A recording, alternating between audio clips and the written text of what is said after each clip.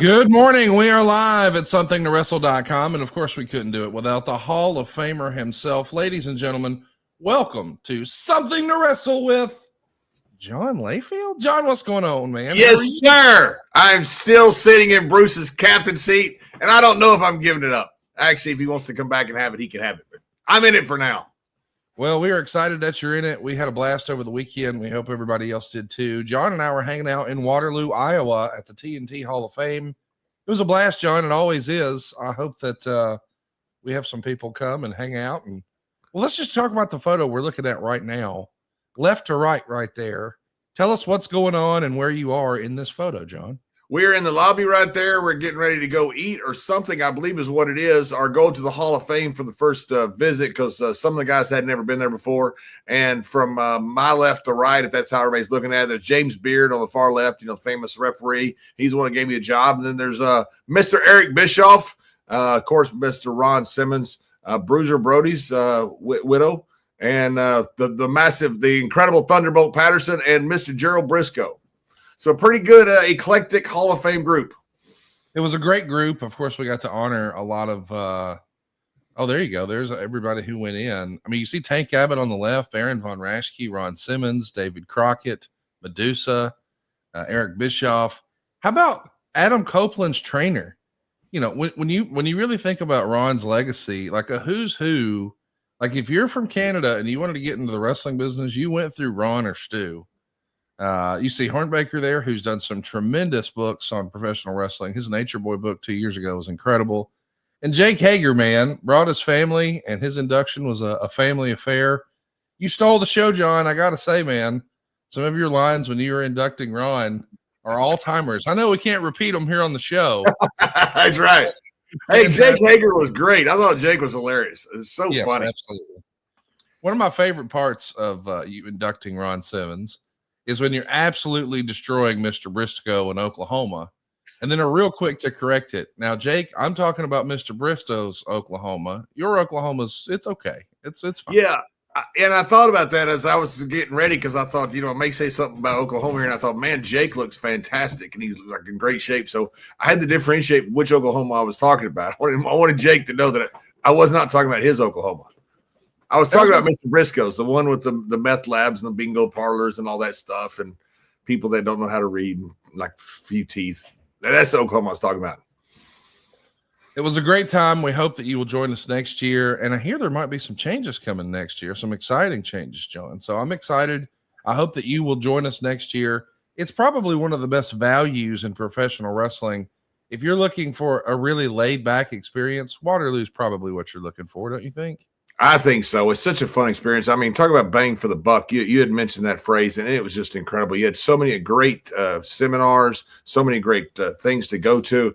Christine Londos, Jim Londos, I think is the greatest draw of all time in wrestling history. She brought Jim's original belt. It's his daughter, and just unbelievable to be able to talk to her and talk to her about Jim Londos. Then you had, of course, the wrestling show on Saturday night, and a bunch of legends that got involved. You got to see a claw from the Baron. I got to see D'Lo Brown, Bill DeMott, some guys throw a few dukes out there. It was a lot of fun. Me and Ron got involved in a match along with Mr. Briscoe and his son Wes. It was a lot of fun. I mean, I don't know how you get any more bang for the buck than going out there and seeing all this great stuff and all these legends that come out. It's really a good time out there. I hope everybody checks it out. We'll have more information about next year's event to share. Little Jimmy Sorensen is here with us live this morning, and he was actually in Waterloo. Everybody had a blast. You will too. We're going to be talking about some news and notes, but I think we should start with perhaps the most shocking news over the weekend. I don't think a lot of people knew this was coming. What a sentence. Buff Bagwell has had one of his legs amputated, John. It was an above-the-knee amputation. I guess this is following complications from a car accident way back in 2020. He's had dozens of surgeries trying to remedy what was wrong and to no avail. So the healthy call, the right call, was an unbelievable call. Buff Bagwell has lost one of his limbs now. I mean, what a story Buff Bagwell is. I saw the video, thanks in part to Maven Huffman and his great partner, Zach, who do a tremendous job on YouTube. but just to hear and see the frame of mind that Buff has about all this, I don't know that he can have a better mindset about it. Do you, John? I don't. I mean, this is something that is beyond words about how what you think you would feel yourself if something like this happened. You go under the knife and you realize you're going to wake up without your leg. I mean, that's hard to fathom doing that. And, Bagwell's a guy who's found God. I hate that phrase because I don't think God gets lost, but he's one that legitimately has. And there's a lot of guys that like that legitimately have, and his life has changed. DDP, I don't know how all heaven works, but DDP's gonna have a block in heaven. I mean, that man has saved so many lives, and Bagwell's one of them. And Buff, I've talked to him at several different events. He's just an incredibly pleasant person. I didn't know him very well back in the day. He came in for that very short time, but he's just a pleasant guy, and he's got this incredible disposition, and a lot of it comes from his faith in God, and that's how faith's supposed to work. It's supposed to uplift you like that. It's supposed to give you a positive outlook on life when things are pretty bad. And that's, man, losing your leg. I can't imagine. And so, all my love and thoughts to go out to Buff. That's a heartbreaking thing to see. I had no idea it was even a possibility. And so when I saw the picture, it was shocking that it just happened. It just, you feel so bad for a guy because he's still a young guy. Yeah. Good looking guy. He's healthy, and I saw him limping around, but I had no idea that there was something like this was even a possibility. Yeah, he's only 55 years old. I mean, that's the thing, is that this is not an old guy, and man, he's got an uphill battle here, but he's got the right frame of mind, and man, we're pulling for him. He has the opportunity to be wrestling's greatest success story, don't you think? 100%. Yeah, 100%. And again, what DDP has been doing with these guys is just amazing. He's done so much with so many different guys, and he saved their lives. And you look at Butterbean. I see Butterbean walking around. Butterbean was, I see him, and I always tell him how happy I am, and that he's walking around and he's healthy. And he'll the first one to tell you how bad things had gotten for him. And DDP was the one that reached out to him. Well, we're pulling for Buff, man. We were all big Buff fans, and we are again now, and we're pulling for him.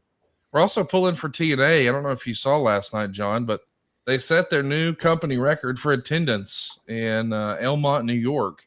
7,623 fans were there to see the show. This is 23-year run here, and this is the biggest attendance ever. I think this beats the 2013 record. I mean, obviously, TNA has got a lot of positive things happening for them right now with their official, unofficial, whatever it is, partnership with WWE. But I think this deserves to be highlighted simply because I feel like more often than not, the conversation is dominated by WWE and AEW. But when you're saying this is a company that's been around 23 years and they drew their best house and biggest attendance now, 23 years later, I mean, that's a sign that the wrestling business is strong. Do you think there's more room for upward mobility for TNA? Is this about where the ceiling is? I mean, that's a big time crowd. Respectfully, that's more than we see at a lot of, television events on a weekly basis. It's not more than a WWE or AEW PLE, but there are Monday Night Raws and there are AEW Dynamites that don't draw 7,600. So for TNA to just have an event that outdraws ECW and TNA, I mean, that's a big deal. It is a big deal, and a lot of times they outdraw AEW. They're battling, I think, for second position. I think AEW is pretty solid in that position right now because of the TV contract that they have and because of Tony Khan and the money behind it. But there's a real battle now between the second and third. I think you can argue all day long about where they fit in that, but I think there's a huge upside to them. I know Carlos Silva had mentioned a $10 million contract. I don't know. I've never seen a contract that small. I don't know what. I don't know if that was a misprint. What was that a misprint when he talked about a $10 million contract? No, I think he thinks that's what it takes just to keep TNA afloat. So that was the barometer of where he needed 10 million. So he needs a 10 million plus ton contract to get. Okay, that makes more sense then, because I saw the $10 million contract. And you're talking about these contracts with these guys. That's front pocket money for these TV. Yeah. I think there's a huge opportunity for him because of what WWE is doing and because of what AEW is doing. WWE going to streaming. You have terrestrial television Since the beginning of television, they called them Georgie sets because Gorgeous George sold more TV sets, they said, than Milton Berle because you could film wrestling because it was so easy. It's always been something that you needed for television, and television needs that live content. With WWE going to streaming, there's a huge void here. There's a huge void in towns. WWE's not running live events anymore, not very many. And so all your tier 1 towns aren't being serviced. Almost none of your tier 2 towns are being serviced. I mean, there is massive opportunity here for TNA, massive opportunity for AEW as well because of what WWE's doing. I think it's an incredible time. And I think TNA is an incredibly run company. I'm one of the biggest fans in the world of Tommy Dreamer. He's a dear friend of mine. I think he's a really smart guy. Tommy is one of the driving forces behind all this. I know Carlos Silva pretty well. Carlos, from everything I've seen, certainly is the right guy to be in there. And I think TNA's upside is massive. I mean, a multiple of what it is right now. Yeah, I agree. I do think there's a lot of room to grow, and I do think they're sort of pushing all their chips in on landing this television contract sooner rather than later. I'm not trying to break news, but I have heard from talent that there's been some short-term contracts offered. I'm saying like 6-month contracts, so not even like a year-long contract. It does feel like they have a target in mind that they're trying to get to. And whereas you think the 10 million is low, I do too. Said differently, I think it could be seen as being affordable to the right television partner. But I do think it's interesting, that we're all still having a conversation about television, because on some level, I feel like a lot of times in the wrestling business, it's monkey see, monkey do, and we're all sort of playing follow the leader. And the leader, without question, is WWE. So if WWE says, hey, you know what, we're going to take our biggest show, our most successful show in history, and we're going to put it on a streaming service.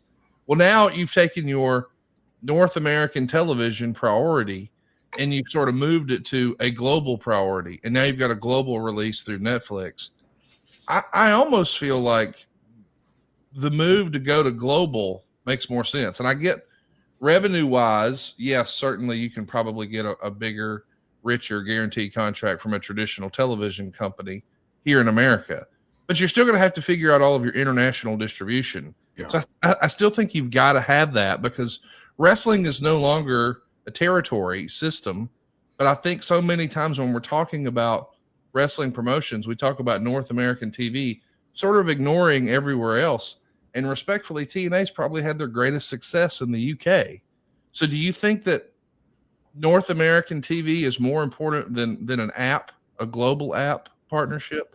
I think we're talking about two different things. I think we're talking about money. Yeah, there's no doubt about it. I mean, look at sports in Europe. They don't, except for soccer, they don't make tons of money, and they don't make tons of money off TV. The place to make money off television is North America. There's not a doubt about it. It's just the biggest market. It's the most expensive market. If you want to make money, it's in North America. I agree with you about the overseas TV deals. They don't have the ability to audit international pay-per-views with 20 different television contracts overseas. We used to have to audit these guys all the time because they'd steal you blind on these pay-per-views overseas. It's one of the reasons that streaming has made it so much better, because now you don't have to worry about auditing TV contracts in Europe and Africa and Asia and South America. It's a real hassle to be able to do that. You got to have infrastructure to be able to do that. You think it's just a matter of you give them the TV contract, they send you money. They do, but you don't know how much money they're sending you. We always had to stay on these guys. That's a real hassle. So streaming has made that so much easier. But with the money that is out there, you look at these incredible deals that you see for sports. That's what TNA, I think, could get in North America. So I think maybe it's a 2-tier deal. And maybe it's a North American deal, and then it's a streaming deal overseas, like you've seen brokered before. It's all about money, and it's all about presence, and it's all about what is best for them. But I think there's several ways to do this. But yeah, North America is, as far as money, I mean, if you want that's, and you have to have that to run this company and sign these guys to a lot of contracts, probably the television deal in North America is probably the most important. Man, I don't think we're that far away from them, from a paradigm shift to where it is going to be something like YouTube, where YouTube becomes, like, I think the first the first wrestling promotion that gets in bed with YouTube in a serious way.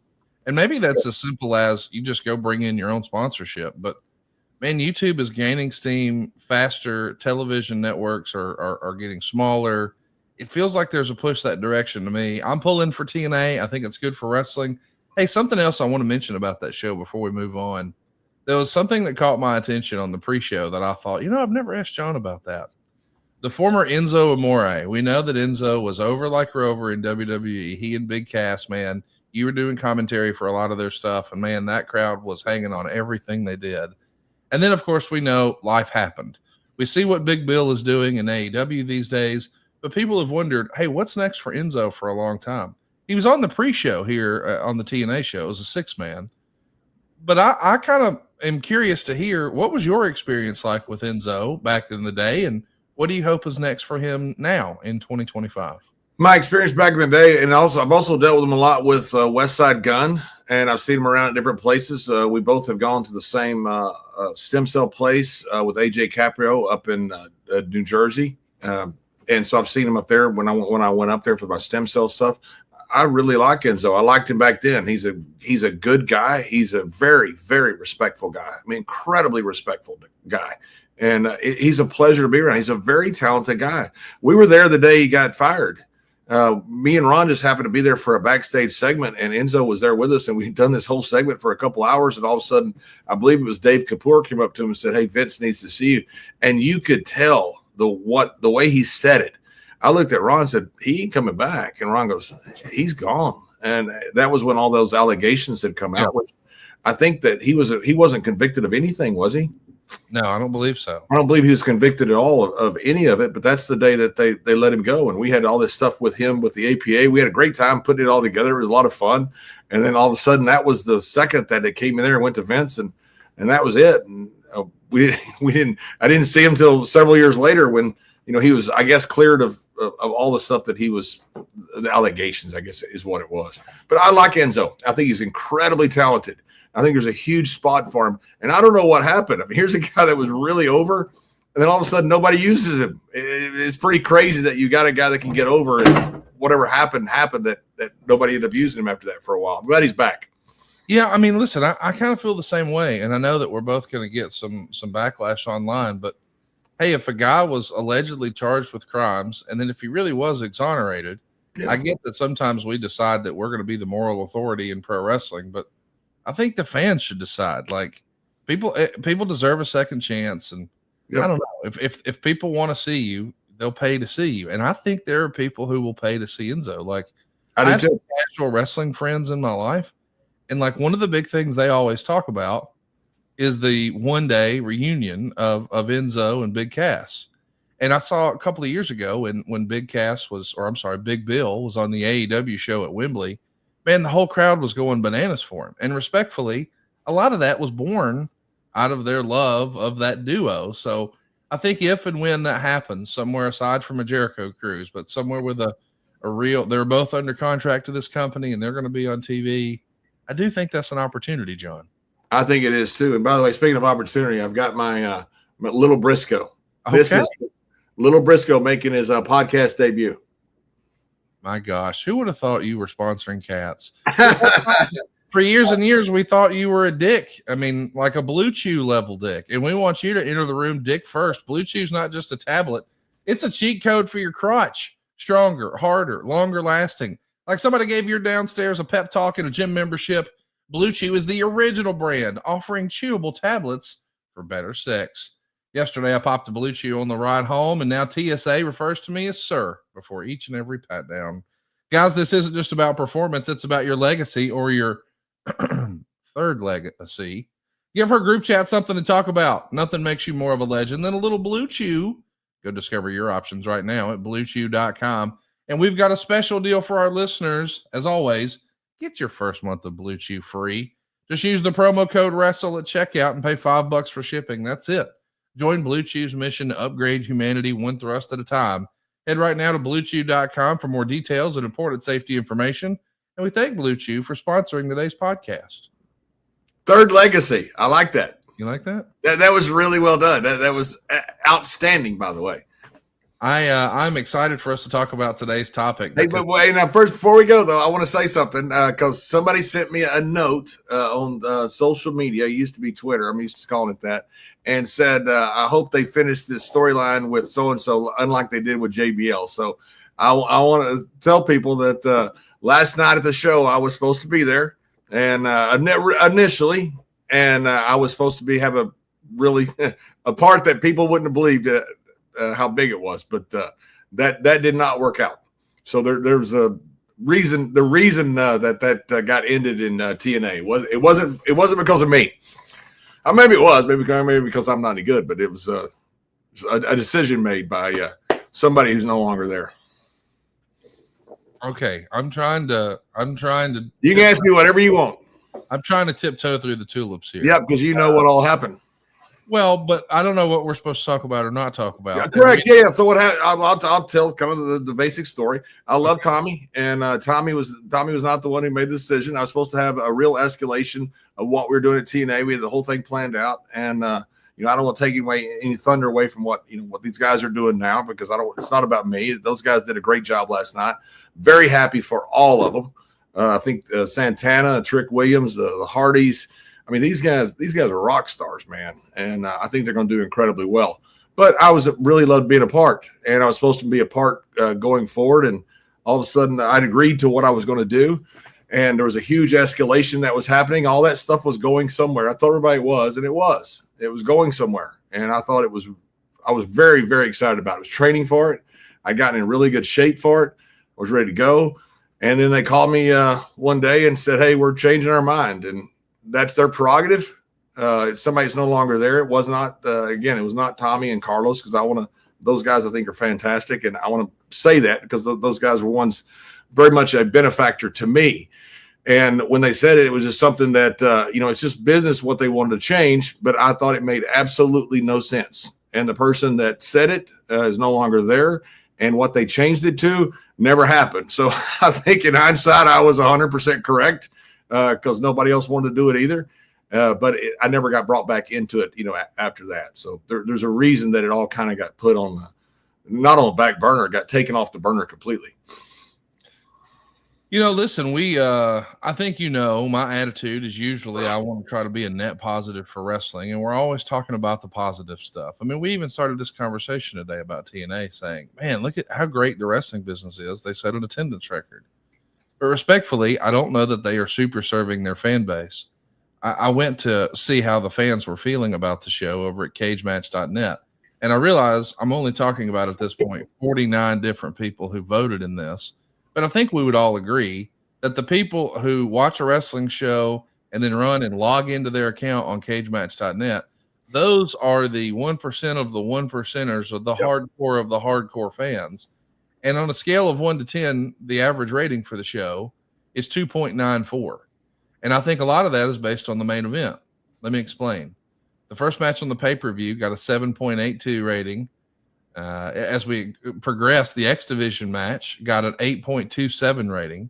But the main event, which was Mike Santana, Joe Hendry, and Trick Williams, three very capable, very talented performers, got a 2.81.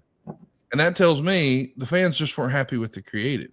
I think a lot of fans were probably expecting and hoping, myself included, that Mike Santana was going to win the world title. I can't help but wonder, the original idea, whatever that may have been, that could have been maybe received a little differently than the way this was last night. Well, I hope it would have been, because it involved me and it involved a progression. I would have been there throughout the rest of the year. I mean, it would have done something I thought that would have left the business and left things on people that I thought would have drawn money and would have done a good job for the company is what was my opinion. And yes, I would have been there throughout the rest of the year. And, I'm not going to leave without putting somebody over and doing the best thing I could do to beg somebody. And I think Mike Santana was probably the guy. I don't know that for sure, but that's, I think he's the guy. It's just a matter of when he becomes the guy. And, sometimes you make that choice of when, Vince has always gone over this with these guys, and guys, when they're wanting to get the title, always think it's too long. The fans always think it's too long when they want to get that. But, if you can't give the fans what they want, it's the easiest way to kill a territory. All the good guys win. And was it a mistake last night? I don't know. They had an attendance record, and now they're going to come back with another match somewhere and probably do pretty well with the ratings, at least for television. Probably not as big an arena. So I don't have a problem with the decision to not put the title on Santana. Trick Williams is doing a great job. And part of it is, when a heel walks out with the title, the fans are mad. Skander Akbar used to always say, "I left them just like they love to be miserable." That's when they buy money. That's when they buy tickets. That's when they bitch about things. That's when all the gossip starts about it. That's not necessarily a bad thing.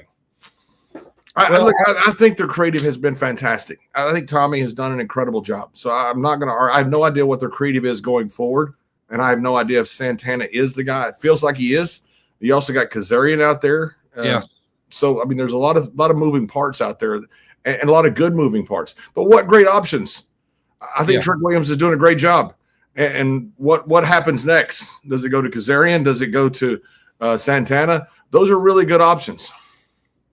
I think a lot of people assumed, hey, wouldn't we want to have a TNA guy capture the belt back from a WWE guy at TNA's biggest show? And instead, TNA's biggest show was used to celebrate outside champions. So I don't know. Maybe that's the reason. Who knows? Here's what we do know.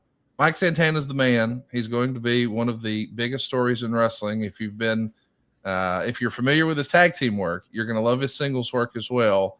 I love his story. I'm pulling for him. He's one of the last cowboys in wrestling. Yep. But I do want to ask, is that finish, do you think, kind of, sort of mimicking the Cody Rhodes thing? Because I do think a lot of people, when Cody didn't win the first WrestleMania main event and he lost and he had to battle back for a whole nother year, I wonder if now this is monkey see, monkey do and follow the leader booking, where it's like, okay, you expected it to be Mike Santana, but not yet. You're going to have to wait a little bit. I'm not suggesting it'll be another year, but I do think in an alternate universe, storyline-wise, we would have said, well, let's blow it off in front of our biggest crowd, our biggest celebration. Let's send them home happy. But I've talked to old-timers who would say, man, you don't finish your stories. I won't say their name, but I talked to somebody about AEW All In, and I said, hey, man, it might have been their best card they've ever done. And he said something along the lines of, yeah, but they screwed their business through the end of September. And I was like, wait, what? And he goes, yeah, the business always takes shit in the summer. And I'm like, oh, wait, he's dropping some old school knowledge on me. I need to really perk up and pay attention here. But his point was, we finished all the stories right here in the middle of the summer. We needed some to drag out and to get us past the summer. And if the rumor and innuendo is true and Santana may be figured in for a title match in like October, well, that would make sense from a traditional booking perspective. Where do you land on that? Yeah, like I understand the mindset very well about the summer. I mean, that was always done. You had the road to WrestleMania. That was awesome. I mean, it usually starts around January, sometimes December. But what a great buildup. That's when, everybody wants to come back and be a part. And you have this incredible moment. That's when WWE stock is usually at a high, by the way, because everything is about WWE. And so there's always an opportunity to buy and sell the stock at that point. And then after WrestleMania, there's always this letdown. That's the reset. That's when always they would let people go. You'd have tons of people that be fired and are wavered or whatever you want to call it. And then you'd have a lull going into SummerSlam. But SummerSlam was always the biggest party of the summer. So with SummerSlam coming up, I think the lull comes after SummerSlam. I mean, with SummerSlam being a little bit early this year, yeah. I think August is going to be tough. September, when you start back school, is going to be tough. I think that's just natural because of what you're going to do with SummerSlam, especially this year with WWE having a back-to-back arena nights. I think there's going to be a big lull. But there has been since SummerSlam first came about. It's just the nature of the beast. You build everything up to it, and then you literally almost start over with your storylines. So there's a lull there until you get back, and it sucks. If you're headlining those shows after SummerSlam, that's the time. I don't think now, because the business is so hot right now, WWE's going to sell out everywhere. Pretty much they put their name on the billboard outside. But back in the day, and I'm not talking very long ago, right after SummerSlam was a tough time to be on the road. We just didn't draw much money because there wasn't much interest, and kids were getting ready to go back to school. That's the time that, you go into cities, you go into financial districts. There's no cars. There's no nothing. There's restaurants are empty because people go away and do stuff in August, and that was always kind of the break. So I think the lull that's coming will come more after SummerSlam than it will right now. Hey, I do want to correct the record. We are live here on YouTube at somethingtowrestle.com. If you haven't already, go hit that subscribe button and turn on the notifications bell. You don't want to miss us the next time we're live. But, you know, you and I are just freestyling, just two friends talking this morning. And somebody in our live studio audience has more information. I want to double back about something we talked about on Enzo in case we didn't get all the facts straight. Yep. Peyton Aaron says Enzo wasn't cleared of all wrongdoing. They closed the investigation because of the lack of evidence. That's not the same thing as being cleared. And Peyton would continue. Charges were never dropped because they weren't filed in the first place. It was only an investigation that didn't go forward due to lack of evidence. The police department said, this case has been closed. This would not preclude the case from reopening should new evidence come to light. So, hey, listen, if we misspoke, I guess that's the accurate take. But the sentiment is the same. Hey, this is not a thing that he was formally charged for. We're pulling for a happy ending for everybody. I don't know another happy face I can put on. Yeah, and we're arguing semantics here. I mean, I think, you know, they didn't have enough evidence to charge him. Doesn't mean anything about right or wrong. I don't think. Right. They certainly didn't have enough evidence to charge him. So, you know, I don't. You know, I have a problem when people get canceled and they're not charged with something. You know, not necessarily that is the barometer. You have to be charged with something. I don't think that's, you know, what it has to be. But especially when that's the reason that you're let go. You know, now all of a sudden that reason that you were let go is no longer there. AOTV Productions is with us here live, and he's got a pretty topical question. Of course, everybody's talking about SummerSlam now. We're so close now. But he says Jim Cornette and Brian Last are not fans of Jelly Roll competing at SummerSlam or his music. They hate that a singer is getting physical with wrestlers. What do you think? Of course, we've seen Bad Bunny do this before, and I mean, we've seen lots of celebrity integrations. I mean, Jay Leno had a pay-per-view match against Hulk Hogan. So tell me, where are you at on the Jelly Roll tag situation? Because you do have really accomplished wrestlers in there like Randy Orton and Drew McIntyre. I think everybody has seen that Logan Paul can more than handle his own in a WWE ring. So at this point, I know Logan's going to need some support, but we also know that Logan has delivered on pay-per-view. I think this will be fine. Like, I got to say, on the surface, I'm not a Jelly Roll music guy, but I'm not exactly looking forward to the match, but I'm also not offended by it. Does that make sense? Where are you at on this? 100%. What is Cornette's problem with it that this guy's not a wrestler and you're giving him a wrestler spot? Is that the problem that Jim has? I guess so. If I'm honest with you, I haven't heard the comments. So last thing, I don't ever want to get into a fight with Jim Cornette because I love him. Jim Cornette, he told me back in the day, he always had, we got a standing joke, you know, he was going to bring me into OVW and his wrestling ad. And so, he decided to go work with WWE and the company was no longer there. So, you know, he keeps telling me I've got my booking coming up in 2 weeks for his wrestling. I like Jim. I think Jim's one of the smartest guys there is. I can't believe I know why he's not creative. He doesn't play well with others. He's talking about not suffering fools. My God, Cornette's the best. But look, I disagree. I think it's wonderful when you got a guy like Jelly Roll that comes in. The guy's a huge star. He obviously loves the business. I don't care if he loves the business, but he does a great job. I mean, I do care. I love that he loves the business, but that's not the reason he gets a job. I mean, we brought in Lawrence Taylor. We've brought in Tyson. We've brought in so many guys. And most of them, nearly all of them have done an incredible job because they're brought in because they love the business. And I think Jelly Roll will do a fantastic job. I think Logan Paul's a future world champion. I mean, that guy's incredible. And plus he has this massive following. I mean, what do you want? People say, well, you know, these guys get these followings. That's why they're getting this. Yeah, you're right. Get a following.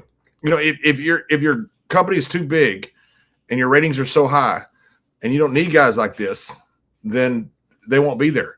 But if they can draw ratings, they're going to be there. And so that's a good thing. If I'm somebody on the card, I want to be involved in this. I'm not pissed off about it. I'm not saying, oh man, I can't believe he's taking a guy's spot. Is he taking a guy's spot? Yeah. But if he didn't, somebody else would. And so I think it's wonderful that when you get guys like that, because this stuff ends up everywhere at this point. Before it was just a matter of getting on Sports Center or getting on, yes, some type of magazines or something.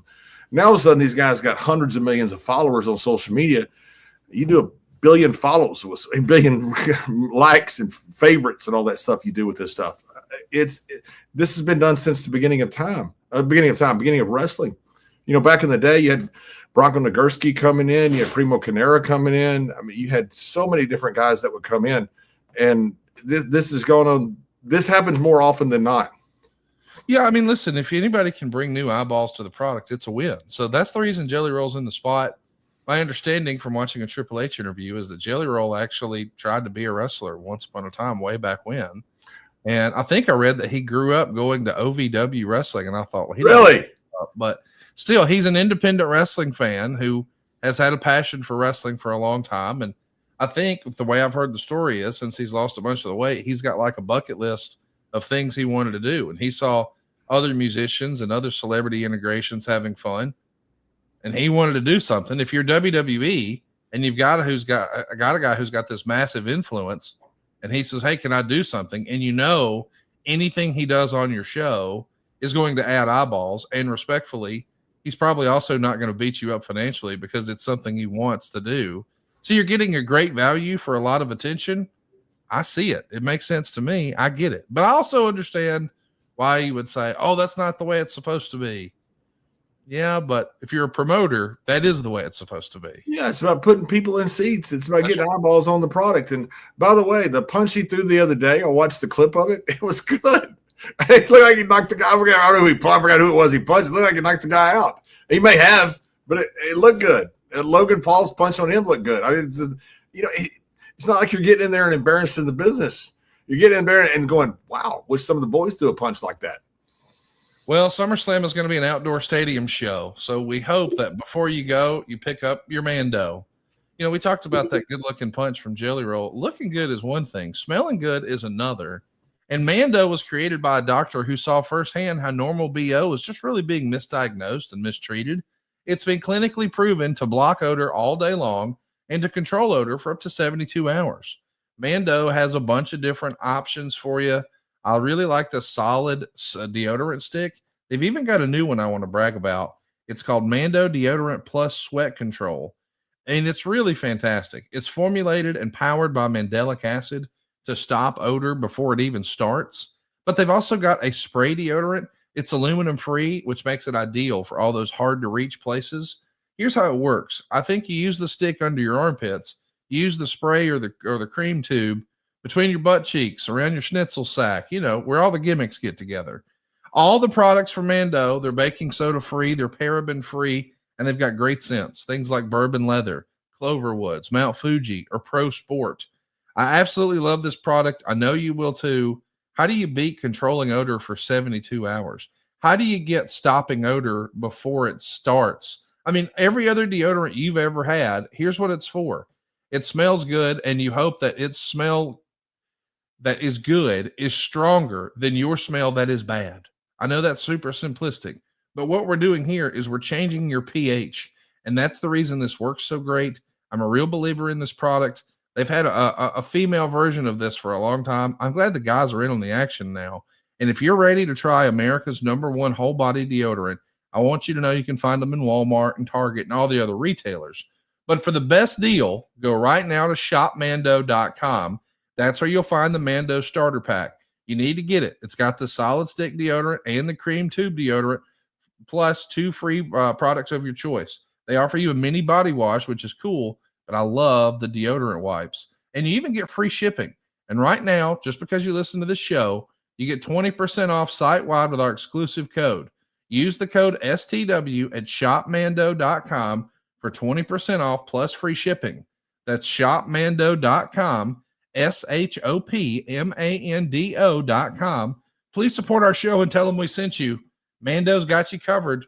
Protect your pits and smell great doing it. Hey, we're live here, and we do have some questions I want to jump into. But before we do, we've got some late breaking news. Our great close personal friend Eric Bischoff was on Fox and Friends this morning, and he's already made his appearance. And the announcement is a pretty big one. Fox Nation is the exclusive broadcast partner for Real American Freestyle. The first event is happening in Cleveland, Ohio on August 30th. So we're about 5 weeks out. And now we know you're going to be able to watch it. So if you're not in the building, Fox Nation is going to be streaming this. Hey, that feels like a big deal. For a startup like this, John, that respectfully none of us have ever seen. This isn't traditional pro wrestling, but it is professional wrestling. So what you've seen at an amateur or collegiate level, these guys can now pursue that as a full-time living, and it's prize fights, but professional wrestling, but not sports entertainment. But the idea it's on Fox, that's a big deal, John. Yeah, I think it is. I'm very happy for Eric. I was so happy to see him this weekend. I think the world of Eric and what he did in WCW. And I said in my induction speech to Ron that Eric brought guaranteed contracts into wrestling, and my whole family loves him for that. So I love Eric for he changed the business, and he's doing something now where he could change it again. People have tried to do this for some time. They've tried to professionalize wrestling. I'm talking about amateur wrestling, and because there needs to be a place for these guys to go other than just UFC, and there's a demand there. You have these world championships, you have the gold, you have the Olympics. You're selling out these huge arenas for these guys, and then all of a sudden they have to quit and go be coaches or something. And now Eric's given them an opportunity to do something with their skills. I'm very excited for both for them and for wrestling in general. Yeah, and again, I want to be clear. This is not sports entertainment. This is not someone who's going to rival TNA or WWE or AEW. This is going to be like UFC adjacent. Don't you think that's probably the right way to describe it? Yeah, I think it is. And I think there's some great opportunities here with, so many different, the greatest thing in the world is rivalries. You have a rivalry with USA and Mexico, USA and Canada, Texas and Oklahoma, Georgia and Alabama, Michigan and Ohio State. I mean, these rivalries are awesome. You have these built in wrestling. You have your great English guys over there. You have your great Europeans. You have your great Americans. There's so many things, all of the incredible Asian wrestlers that come out of so many different places across the ocean. You have great rivalries already built in. It's Japan versus U.S. It's Germany versus Canada. I mean, it's built in, and I think it makes sense. And I hope that this gives somebody an opportunity, a lot of these wrestlers, an opportunity to make some good money out there and continue their career, which they love so much. Hey, did you see that Kurt Angle is going to be joining the Real American Freestyle broadcast team? What a cool announcement that is. Yeah, we're so honored to be out there at the Dan Gable Hall of Fame. Dan Gable may be the greatest of all time, but if he's not, it could be that guy right there, Kurt Angle. I love when people used to say about Kurt, he was pretty good. No, he wasn't. No, he wasn't. That man was alien. That man was the best in the freaking planet. Kurt's, it's hard to say that a guy's underrated but when he walks around, he's so entertaining, you forget this could be the greatest wrestler of all time. And so I think it's cool that Kurt's involved. No, I'm pumped for him. And I do think it represents a unique challenge for Eric right now, because everybody knows that Hulk Hogan is associated with this. I mean, it's based on his beer, Real American beer. Now it's Real American Freestyle. But if you've got Eric Bischoff involved and you've got Kurt Angle involved and you've got Hulk Hogan involved, it does start to feel like, oh, this is pro wrestling. And it is, but it isn't. Right. That's a real challenge from a marketing perspective, I think, John. Absolutely, yeah. And, Ron Fuller was the first one that brought hockey down to the South. And, I mean, the reason we have hockey minor league teams on the South was because of Ron Fuller in Knoxville. They actually was running out of Nashville at the time, but the hockey team, the first thing they did was don't bring that stuff into hockey. He had guys, he had the pyro, he had the smoke, he had a guy come out on his knees, his hockey stick, he was shooting down the other team as he's skating out, and the place was going crazy. And the NHL guys that were there said, this isn't hockey. You can't do this. Just don't do that wrestling stuff. And he said, we're sold out. Where else can he sell out hockey? And after that, he beat NHL teams with the minor league hockey team. He's a terrific promoter, but this is the same thing. This is sports entertainment. Is it legit? Absolutely. Does it matter? No. I always tell people, Michael Jordan, arguably the greatest basketball player of all time. When he came out, if anybody didn't need all the bells and whistles, when he came out, you had lasers, you had smoke, you had all these pyro, everything else. And that was for Jordan. People want to be entertained. And so sports entertainment has become part of everything now.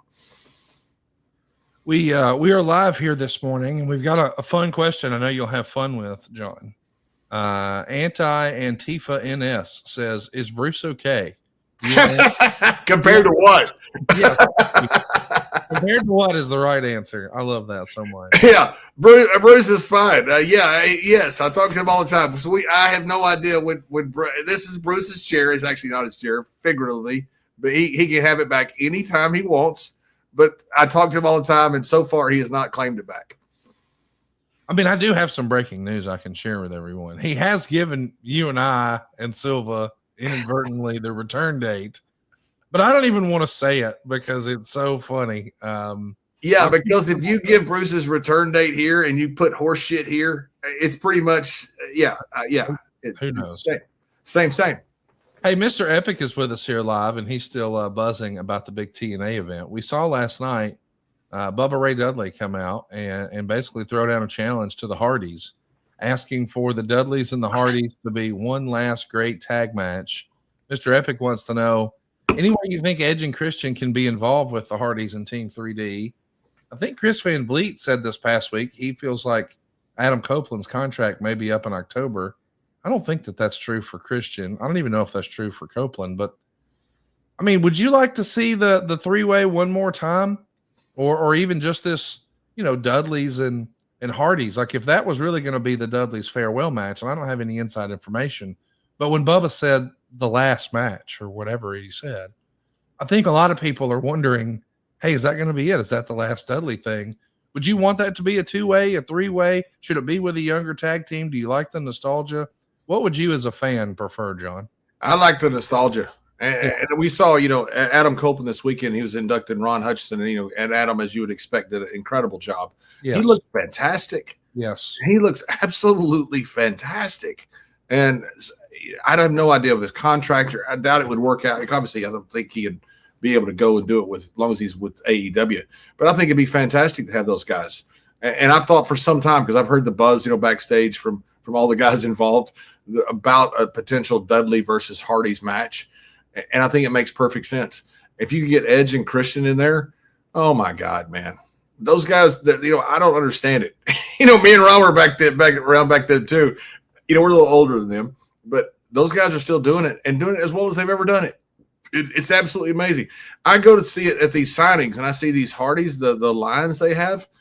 It is unbelievable how popular they are, and good for them. They will stand there, Conrad, and they will sign every single autograph. I don't care if they have to stay till 3 a.m. I mean, they are everything right about the wrestling business, in my opinion. And so I think it'd be great to see the Dudleys versus the Hardys. I'd love to throw in Edge and Christian in that. I'd love for me and Ron to come and do commentary for it. We don't want to be involved, but I'd love to be there to watch it. I got to tell you, I talked to an independent promoter years ago, and he was having a lot of success. And I said, hey, man, you're on a tear. Congrats on all the houses. He said, nah, dude. In the Carolinas, you book the Hardys, you're going to sell 2,000 tickets. Right. And I thought, man, what a sentence that is, that just in these two states, North and South Carolina, if the Hardys are on the card, 2,000 people are showing up. That's crazy. Yeah, we were at some signing event. I can't think of the guy's name. I'd say it if I could remember. He was a dick. He was some movie star or something. Anyway, he kind of blew off Ron. Ron said hi to him in the elevator, and the guy kind of blew off me and Ron. Anyway, we're sitting there, and he had nobody in his line. We're sitting by the Hardys, and their line was out the door. We're like, we're so proud of those guys. You're like, and you can see he was so upset about why are those wrestlers drawing all that money when I'm the Hollywood star? Yeah, because you're a dick. But it's so cool to see them. It is Conrad. It blows me away every time I go to a signing because we work for the same agent, Tony Hunter, yeah. Wonderful human being. Tony out of the Carolinas brings us in, and so we're always sitting by them, and it is just incredible the amount of people they have. They outdraw everybody else at the Comic-Con, and they do it every single week. And they're such good guys. They'll stay there until they sign every single autograph. They talk to every single person. It's not one of these things where you're just signing and handing them an autograph. And right. They make it special for every single body that goes through. And there's a reason that they're so well loved. They deserve it. But it's amazing to see. Well, something else that was amazing to see was our topic today. Hey, Conrad, if you don't mind, can I bring up one more thing? Please do. Yes. If you don't mind. Yeah. I wanted to say that about the TNA, because people have asked me, was this not going anywhere with the clotheslines? And it was. And I chose because of what I thought was a bad idea to no longer be a part. They didn't call me back. I still have a good relationship with Tommy and with Carlos. But the same with AAA. I want to say that, I was supposed to be at AAA in August. I don't know if I'm going to be there. I assume I won't. And I want to make it clear I have an incredible relationship and a lot of love and respect for Conan and for Dorian Rodon. Those guys are just absolutely fantastic. And we had something that was going to be a huge escalation of me being a part in August. I was going to have a hell of an August from the TNA to the AAA. That's what a lot of this was leading to. But then WWE buys AAA. And so things change. And, I don't know where I fit in, if I fit in. I've seen Jeremy Borash down there. I don't know him very well. Seems like a terrific guy. Everybody I know speaks so highly of him. Yes. Apparently just a really smart guy. He's a very nice guy. That part I know from meeting him. A lot of this changed not because of what there was something planned is what I'm saying. And because of certain things outside, like with WWE buying AAA, that's one of the reasons that I may not be there. I assume I'm not because they haven't called yet, and that's fine if I'm not. I had a wonderful time down there. And like I say, I love those guys. Love working in Mexico. If they call me back, I'll go. But things have changed because of the dynamic of the partnership. So just tell the truth here. WWE is they have a hard on for you. They're out to get you. I hope not. No, that's right. Everywhere I go and everywhere I have something planned, they have the NXT steps into TNA and all of a sudden the plans change. They have step into AAA and all of a sudden plans change. So yeah, I think it's all WWE. They're after me. Triple H has a Commissioner Gordon red phone on his desk. That's right. And it rings. Yep. Wait, JBL's getting traction in Mexico. Shut it down. Bye, Mexico. Just buy it. Just write a check. We got to stop it now. I mean, that's what's happening. He did it with AAA. He's done it with TNA. Like, if you are a promoter listening to this and you would like to sell your company to WWE, or maybe they're not returning your phone calls, if you can book John to come clothesline motherfuckers for 8 or 9 weeks in a row, yep, getting a check. You're getting a check. They're going to buy your company. At least, at the worst, they're going to partner with you and get you a TV deal.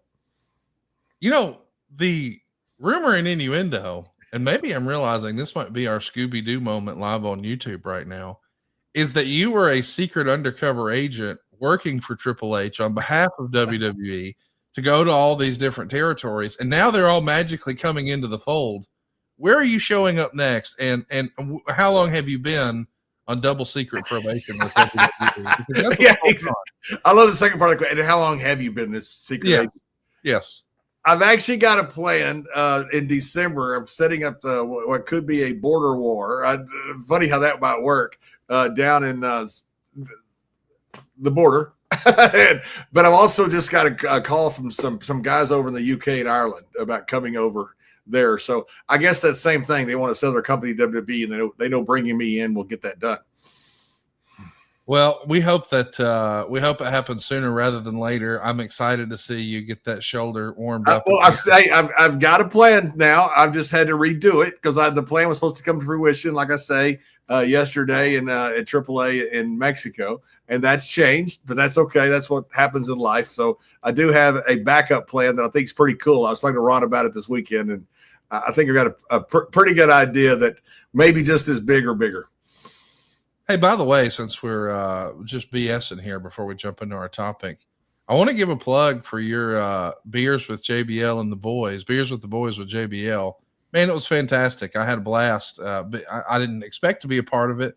I just wanted to hear the stories. But, man, hearing stories from D'Lo and Ron Simmons and Jerry Briscoe, man, I know you get paid for that, but you and I would pay to be in the room for that. Like, just to hear those stories, sign me up. There's no doubt about it. It's one of the most fun things I do. We sit there with me and Ron, and we just tell stories. And we love to invite other guys in because everybody has these incredible stories. Back before, we had the internet and cell phones and pictures and stuff. Guys just did we had creative guys that were bored.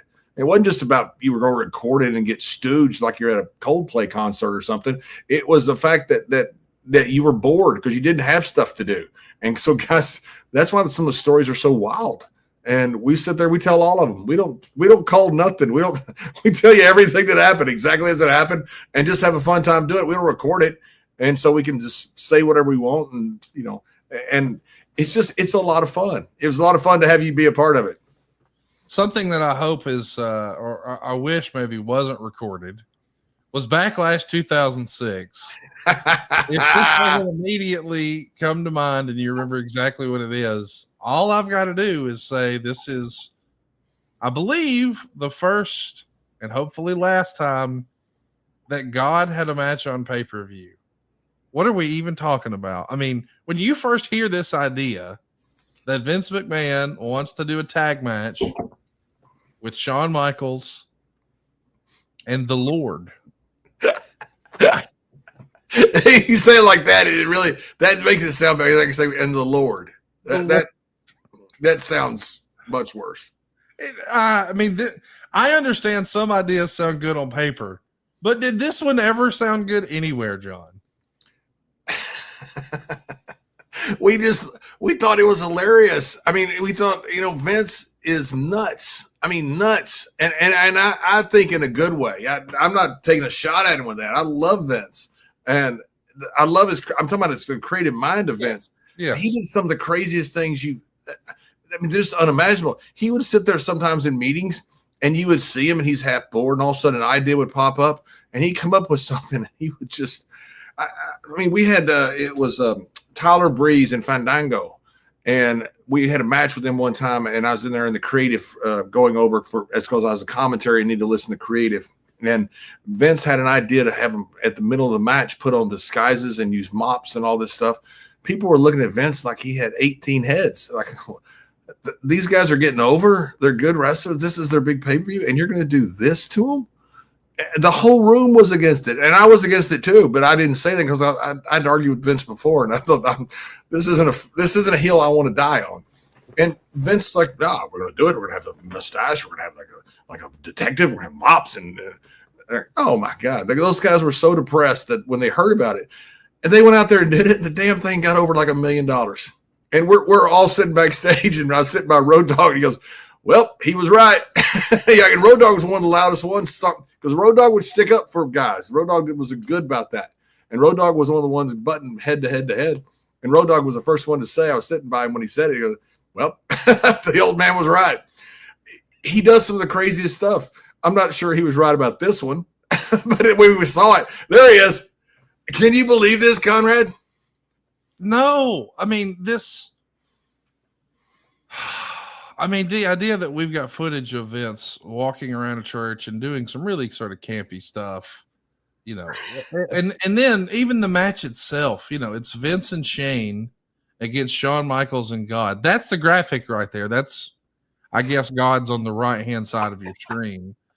And the lights dim, and they have a spotlight on the ramp where we're going to pretend that this is God walking to the ring. How does Shawn Michaels get talked into this?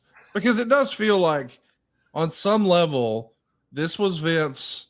This is, we've all heard of that Vince McMahon liked to, and I don't know that you and I have ever talked about this, but a lot of people believe that Vince McMahon liked to intentionally humiliate Jim Ross in Oklahoma. He wanted to bust his balls, and Bruce would say, well, that's because Jim sold for him, and that's the worst thing you could do. If you're gonna sell for Vince, he's just gonna do more of it. He's gonna keep pushing the buttons. So we're gonna do things like, break a cinder block over his head, or crush a candy jar in his face, or make him kiss Vince's ass, or have a paper mache head come out of his own ass in surgery with Dr. Heine. But there's always something where we're picking on JR. And this feels like, because we all know in 2006, Shawn is renewed in his faith. He's a born-again Christian. This feels like this is Vince's way of getting Shawn to join his Kiss My Ass Club. What do you think of that? I don't think that. I don't think that at all. Because the dynamic with Shawn, I've been in meetings with Vince and Shawn. Vince loves Shawn. I mean, loved him like a son. And so I don't think he wouldn't have done this to mess with Sean. If he did, I would love to hear it because I would be completely surprised. Vince didn't mess with Sean. It's like Taker. He would rib Taker because he's his friend. He would rib Sean because he's his friend. But as friends do, he wouldn't do mean things to him. And so I don't think there's any possibility that he did this as a rib to, maybe as a rib to Sean, but not to be a dick to him because he loves Sean so much. I mean, as a reminder, Vince is he's saying Shawn Michaels and God are going straight to hell by the end of the match. JR is so half-ass offended, he's saying things like, this might be my last broadcast again. and eventually they smash a trash can over Sean's head, and Vince starts yelling in Sean's corner where there's a spotlight in the corner. And he says, where the hell are you going, God? And then he grabs the mic and says, God has left the building. I understand that people have meltdowns when they see silliness on independent shows. Like famously a few years ago, Jim Cornette was very upset when a performer, wrestled an inflatable doll and was doing Canadian destroyers and silliness. And how dare a person wrestle an inflatable doll on camera? On camera. Yes, I know lots of people have off camera. Yeah, exactly. In Hello Kitty underwear in the middle of Tokyo. Well, but again, there's been so much. I did beat Godzilla, by the way, in Tokyo, his hometown. And you may or may not have used a tranquilizer dart another time. The point is, there's been a lot of silliness in wrestling, but this on pay-per-view, and then I guess it's no surprise, the federal government couldn't beat Vince McMahon. And neither could God with Shawn Michaels as a tag team partner. Vince and Shane win?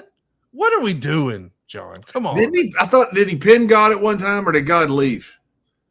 I mean, he just do you even hear what we're saying right now? Like we're going to hell just for this podcast. I don't even know. We're going to hell for this podcast. We're going to be in hell with Bruce. I mean, here's the thing that was great, because now you're asking the journalists to recap it. So I think Wade Keller wrote something like this: good spectacle match with good heat for HBK's comebacks. The finish didn't feel like the type of finish to conclude a feud. Just because you beat the guy that created the universe? I don't know why that. I'll be honest. I don't think that Backlash 06 was the blow off between God and Vince. I think they're still working rematches now. I mean, what are we? Now, this fight's going to happen again. I hope they're not going to a steel cage next. I mean, my gosh, dude. Vince got a little color there for God, it looks like. Look at that. Was Vince a spray tanner? Or was he a real? I think so. Yeah, I think spray. He was a tanning bed guy. Back in the day, we didn't have spray tan, so he was always a tanning bed guy. My gosh, dude! The idea that this was actually a real match is one of the silliest, craziest things of all time. Hey, let's talk. Let me ask you this: Did it get heat? Other than people being mad at it, I think everybody was kind of eye rolling it. I mean, that's what was happening in my household at the time. It was like, oh, why are they doing this? Let me know when it's over. Not like in a good way, but it felt weird. It felt stupid. And listen, I mean, obviously we say and cut up and have a lot of silly stuff here on the show, but I'm a Christian. I think a lot of people would be like, man, this is blasphemous. And I think that's a fair take on this, which is why I felt like this is Vince maybe trying to find a boundary with Shawn. Like, how far can I push this? What can I get him to say no to? Maybe I'm wrong, but and Shawn didn't, from what I read some of the notes he had, Shawn didn't have obviously he didn't have a problem with it. Shawn wouldn't have done it. Shawn's a guy that wouldn't do anything he didn't want to do. That's why Vince loved him. I mean, Shawn would, I've seen Shawn talk to Vince like most guys couldn't. And Vince just respected him. I mean, Vince had so much love and respect for Shawn. Shawn wouldn't have done it if he thought it was bad. He obviously thought it was a work, and he thought it was part of a fictional show, and didn't have a problem with it. It's just nuts. When we heard about this backstage, Conrad, I mean, everybody just laughed. Like, this is so Vince. Vince is going to beat God. He has to. I mean, he beat Crockett. He beat Fritz. He beat Graham. He beat the government. Now he's going to beat God. You know, it's so funny. Like we brought in David Koechner, you know, the guy who was a funny guy. He was the comedian, but was a weatherman in what's the movie with where he was the weatherman? You know, I'm talking about the Big Texan with Will Ferrell, Anchorman. Funny guy. You know, he brought him in to fuck with the parent-teacher council, and he did a great job. Tommy Blanchard had it all written for him. I mean, that was going to be world-class stuff. That guy's David Koechner is so talented. You had Tommy Blanchard, who's this great writer, writing it, and Vince overseeing all of it, who just had this devious mind. He wanted to mess with these guys because they were messing with us.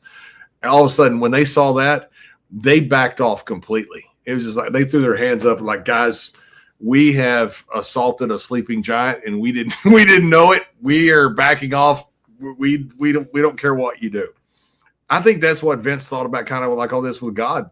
It just, I think, you know, kind of literally one of the things people used to always say is don't find God, you know, because every wrestler who would get in trouble would find God. And, you know, mainly because you've lost your wife or you've lost your job or something, and you got to make money. So you find God, and, you know, and then all of a sudden, oh, they found God. So they're all forgiven. You know, Sean wasn't like that, by the way. You know, so many guys weren't. But a lot of guys were. You know, Sean was legitimate about his belief. But I think a lot of it came from that with so many guys that were working the religious gimmick out there. I think this was Vince taking a shot at all of that. And all of the religious people who were holier than thou. Vince didn't like any of that. He didn't like anybody preaching down to him. Right. I think this was Vince taking a shot at a lot of people. And how do you do that? You go to the most valuable thing they have, and that is their faith. And with some people, that faith is misguided. And I think that's who Vince was going after. Well, Lord have mercy. This was not only questionable creative with the start of the match, but the finish. It becomes clear this is a vehicle to help push the Spirit Squad. The Spirit Squad are going to come out and make the save for the McMahons and ultimately place Vince on top of Shawn for the win. And Jerry Lawler has a call here that says that was for the Father, Son, and the Holy Spirit Squad. My God, what are we even doing? Listen to you laughing. You love it. I think it's hilarious. I think it is so funny. I thought it was funny at the time. I cannot believe Vince is going to go wrestle God and beat him. Vince ain't putting God over. I mean, this man is the one that sent the flood. I mean, this is the one who sent the plagues on the Egyptians. I don't even know what we're doing. AOTV production says, when Vince comes face to face with God and God asks why he booked himself to beat him in a wrestling match, what will Vince say to him? And I think the answer is probably he had him on a nightly deal. He couldn't win. Like, unless you've got God under a long-term contract, how can you? And God knows everybody loves a comeback story. They should have done a rematch 3 days later. I mean, that would have made sense. 3 days. That's right. You can have God. You can have God like in the dressing room, and the stone is rolled back, and God comes out of the dressing room after 3 days and goes after Vince. Instead of this Tuesday in Texas, this Wednesday in Jerusalem. I don't know. Make it a comeback. That's right. You could have somebody, Mary Magdalena's, waiting at the dressing room when the stone gets rolled back, and here comes God, and after 3 days, and makes the big comeback on Vince. I had a few jokes that I have to keep to myself. We should move on before we get ourselves in trouble here. Hey, I do want to talk about something that was speculated around this same time. Of course, this is Backlash, so it's in the shadows of WrestleMania. And there was a lot of people paying attention to Hulk Hogan and Steve Austin being at the Hall of Fame that year, because this would have been one of the first times we would have seen them interact. Well, they didn't interact at all. And there's a report in the Torch that Vince really wanted to do Stone Cold versus Hulk Hogan at WrestleMania 23. Now, we know that didn't wind up happening. Allegedly, he had a 7-figure offer into Austin, and Hogan was game to do the match. Were you surprised that we never saw Hogan and Austin, and did you think that there was a chance that we might see it at WrestleMania 23? Yeah, I thought there was a chance, but I wasn't. I didn't think it was a good chance. The problem you have is, Hogan had already had a bad back by then. Steve had the bad neck, but Steve was basically in his prime, except for the fact that he had the bad neck, and had some issues. But except for that, Steve is, a much younger guy. I mean, Steve used to go 30, 40 minutes. Hogan wouldn't have had a problem with that back in the early 80s, into mid 80s. This is an older Hogan who's, dropped a million freaking legs. He could barely walk. You see him at airports sometimes. He could barely get around. I don't think Hogan I don't know if he's capable of doing it, especially to the level that Steve would have wanted to go. Right. So I don't know how it could have ever worked. I mean, you'd have had to put so many bells and whistles on this.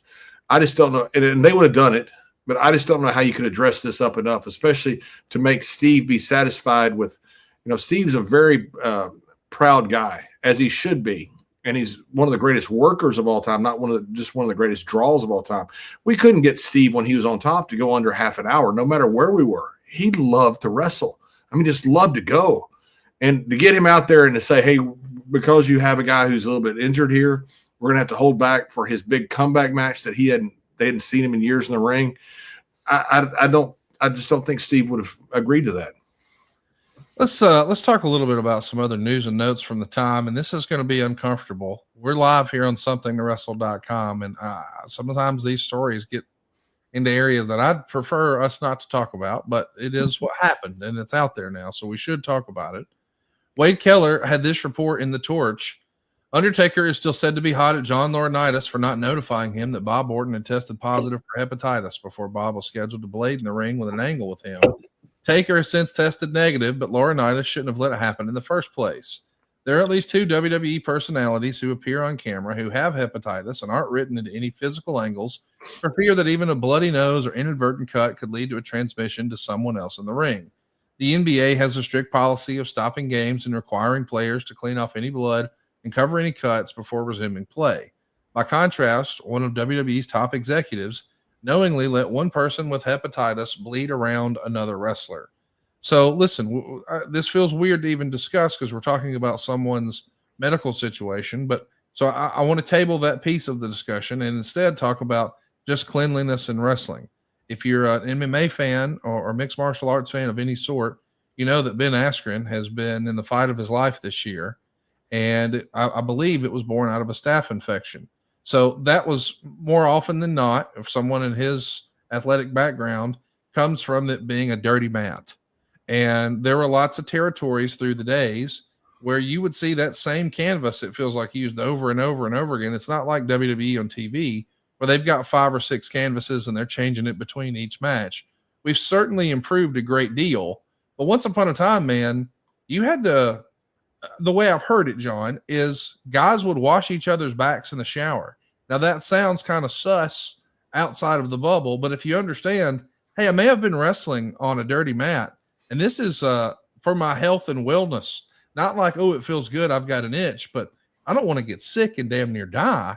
Tell me what you remember about the evolution of how that changed, the attitudes towards wrestlers' health changed with regard to bleeding, cuts, and canvases. Well, first I want to address the fact that neither me nor Ron, me nor Barry Windham, me nor Dick Murdoch, me nor Black Bart, Ron nor Butch Reed, we never washed each other's backs. I understand guys did that. I've seen it done some, but not often. But that's not a common practice, by the way. I've heard that, and I guess I think I have seen it, but you try to look the other way. But that's something that's I don't think quite as common as what I heard it from Tracy Smothers. So maybe it was a Southern indie. I'm sure he's not, and I'm sure Tracy's not lying. Right. I've seen it done, where guys had, problems with something on their back. They ask guys to do it, to wash their back or something. You got to understand, back in the, I say back in the day, going back to, the old guys. And I mean, the guys back, in the 20s, 30s, 40s, and 50s. I mean, not as late as the 50s, maybe 20s, 30s, and 40s. A lot of them had lost their eyesight, because of mats. You had all this stuff, problems with getting stuff in your face. And I mean, it was a real issue with old wrestlers of infections and stuff on the face, especially with your eyesight. So many guys, had terrible eyesight and had real issues with their health as they got older because of that. It's changed completely now. And that's a wonderful thing. But yeah, these old mats, you go in there, there'd be blood everywhere. You know, the sweat would be piled up for the last 4 months. I mean, they were horrible sanitary conditions. When this story happened back in 06, do you remember, were any of the boys upset? I mean, obviously we're reading that Undertaker was said to be hot. Did anyone feel like this was a violation in 06, or do you remember this being kind of an isolated thing that was kept quiet, or did the locker room know? The locker room knew, yeah, and I knew exactly what happened with the fallout from it. And I don't know if Taker's ever told the story, so I'm not going to tell his version because if he hasn't told it. But this was all on. Look, we found out a lot about Laurinaitis recently, and this was on Laurinaitis, and you know, this is something that, you know, a lot of guys had gotten stuff, you know, from different places, and you know, back when they juiced a lot, and you know, a lot of guys, when they go to the hospital, they didn't test a lot for different things like hepatitis. We didn't get blood transfusion and things. My brother had it because of a blood transfusion in Japan when he was in the Marines over there. So it's not horribly uncommon, but that was just, they just dropped the ball, and I don't know if you know, Johnny forgot about it. It's hard to believe that if he did something that important, but that's, you know, this wasn't a WWE thing. This was a specific thing, a person that worked for WWE. So it is a WWE thing in that respect. It was a person that dropped the ball. This wasn't a thing that WWE just, hey, let's not worry about it. They weren't cavalier about anything back then. They weren't cavalier about concussions. They weren't cavalier about blood. They weren't cavalier about anything. They tried to take care of the guys. This was something that just slipped through the cracks. And it was something, you know, Johnny just happened to be the guy that was there that should have been the guy that dealt with it. And whatever happened, there was no maliciousness to it, my understanding. I was there when the whole thing happened. I saw the whole fallout, everything. I don't believe there's any maliciousness to it. It's just something that slipped between the cracks. And to say Undertaker was upset is an understatement. And he should have been. He absolutely should have been. Yeah, I mean, listen, we all got better in wrestling. You know, we mentioned earlier that we're switching canvases out during a TV show. And if you've ever been to a live Monday Night Raw or SmackDown, or you know what I'm talking about, there's multiple canvases on there. But that's something that even started happening when you were in the company. Like, that wasn't always the case, right? No, it wasn't the case. When I first got there, they didn't switch out mats. You know, and you know, we didn't know quite as much about that either then. You know, back then, you know so much more now. One reason you switch out mats back then was because it looked bad. You know, you didn't want blood spots on the mats because it looked bad. Then all of a sudden you realize, and we understood it was a health issue. I'm not saying that people in the 90s had no idea that this was, of course we knew it was a health issue, but it was also just a matter of aesthetics. It looked bad, you know, but then all of a sudden you realize, you know, these guys, there's so many things wrong with blood. You know, we were getting tested back then too. So we're getting tested for AIDS, for hepatitis, for all that stuff. So, you know, if a guy bled out there, you didn't feel that uncomfortable about it because you knew that person had been tested. And we were tested regularly with this legit testing. So there wasn't a huge concern about, I'm going to get something from these guys because everybody was tested. Well, I know that disease has a stigma. So I'm always careful to talk about it because you and I know there's other talent who have had a similar situation where they had that same disease. And I think it has such a negative connotation that sometimes people forget the way wrestling was. Once upon a time, guys used to share blades. Oh yeah. It would be in my bloodstream and now it's going to be in another guy's. Like, man, guys would juice other guys. You know, yes. The older guys would juice the older guys. I never juiced anybody. I never allowed anybody to juice me, but guys would do that all the time. And we would hear guys in the locker room say, hey, who has a blade? Oh, I'll just use yours. And then give it back to him afterwards. Like, what are we doing? Now, of course, I don't think any of that happens now, but I am saying if that was the era and we weren't changing canvases, and listen, I know this is silly, but a lot of guys shave their body hair before they were going to be on camera. It's an aesthetic business. So they're going to do spray tans and they're going to shave their back or whatever. Well, how would you know that you had some sort of micro abrasion on your back that you can't see? And now you take a bump on a dirty mat and ta-da, guess what? You've got a real problem. And it's not necessarily because you did anything wrong. So I hate that I need to soft shoe that, but I just feel weird talking about people's health and not giving them a whole lot. It was a different time. It was a different time, and we weren't aware of what we are now. we weren't aware back then, like of drugs, how bad they were, and that sounds stupid, but pills is what killed everybody. It wasn't steroids or cocaine. It was the pills. And we thought that was the least thing that would harm you back then. I remember the guys doctors would just give you pills back then. And it's a different world now. I remember when we were in the dressing room one time in Sport Authority, and Killer Tim Brooks was juicing some match, and some kid, as he walks out, he was so excited because he'd seen a blade for the first time. He goes, "Hey, Killer, is that a blade?" And Killer, when he walked by him on the way to the ring, goes, "Yeah, kid," and he zipped him and walked to the ring. Kid's bleeding everywhere in the dressing room. Hey, I want to talk a little bit about flying on the jet. I'm talking about Vince McMahon's jet. This is 06 now. We're talking about Backlash 06. There's a report from Wade Keller that says Shawn Michaels was especially upset when he was told he couldn't fly on Air McMahon, the private jet, anymore, because it was off limits to all talents except Triple H, because he's family. But when they needed him for a last-second booking, and he said he couldn't get a commercial flight to be there in time, McMahon offered the private jet. Shawn realized then that he would be given the red carpet treatment when it benefited McMahon, but despite his tenure with the company, the red carpet wouldn't be extended to him otherwise. That sort of story is the reason I wondered, is this the only era? Not the only era. Is this an era where Vince and Shawn are maybe not on the same page as much as they used to be? And that's the reason we got that God match. Maybe I'm just reading into it too much. I think you're reading into it because I read that note that you sent from Wade, and I don't know where Wade. I'd like to ask Wade about that, where he got that, because I don't think that's right.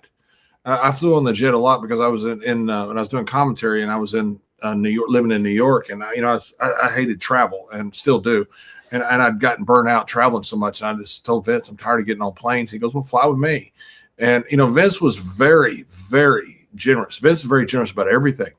I mean, he brought guys back that needed a lift back to help them out. And I mean, I don't think that's true.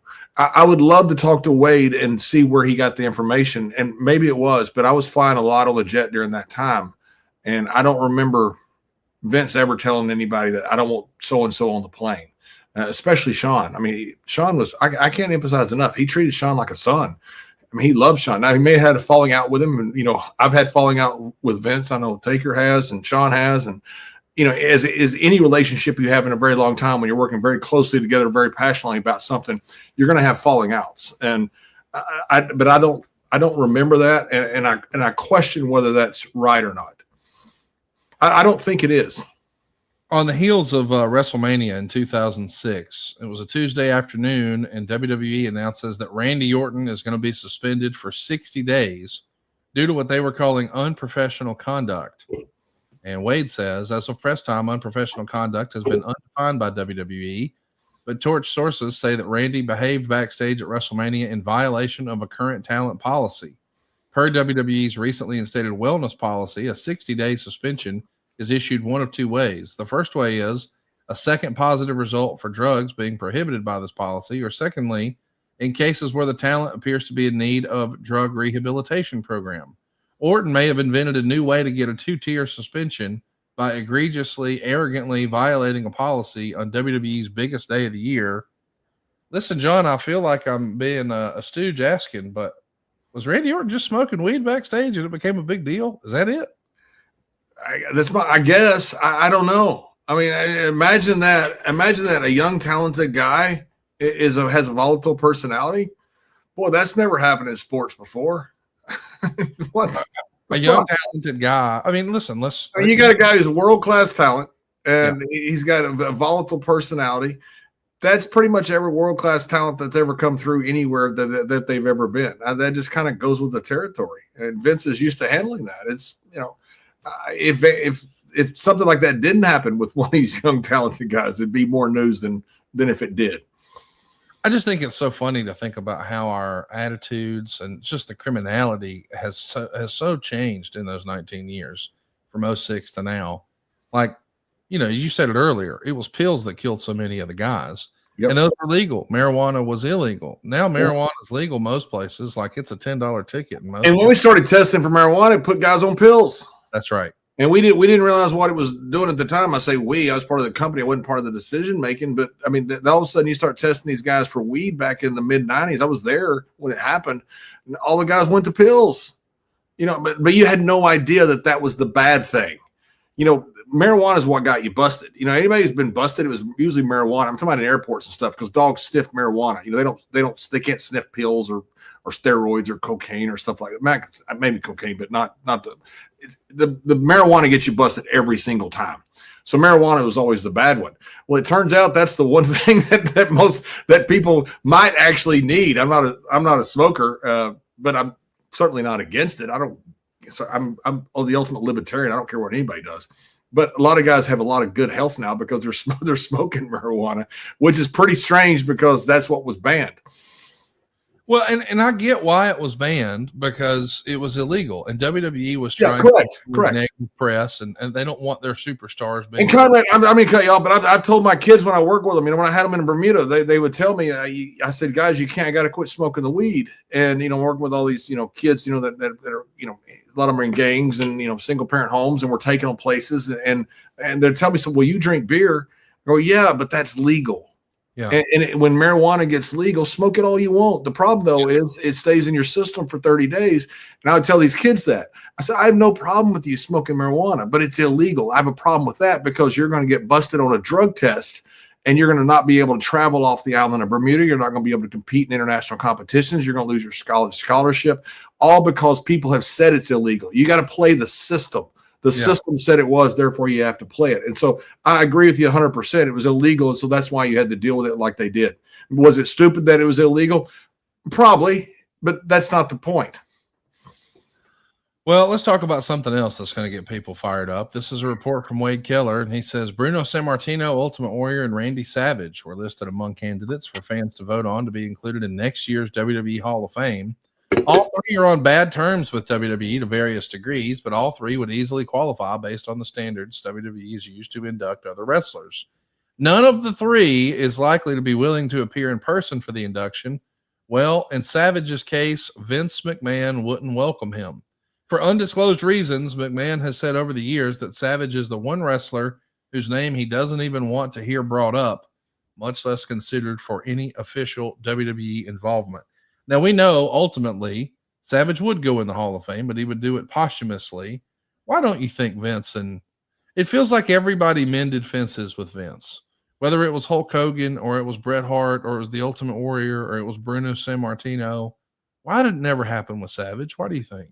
I think because he wasn't a draw at that point.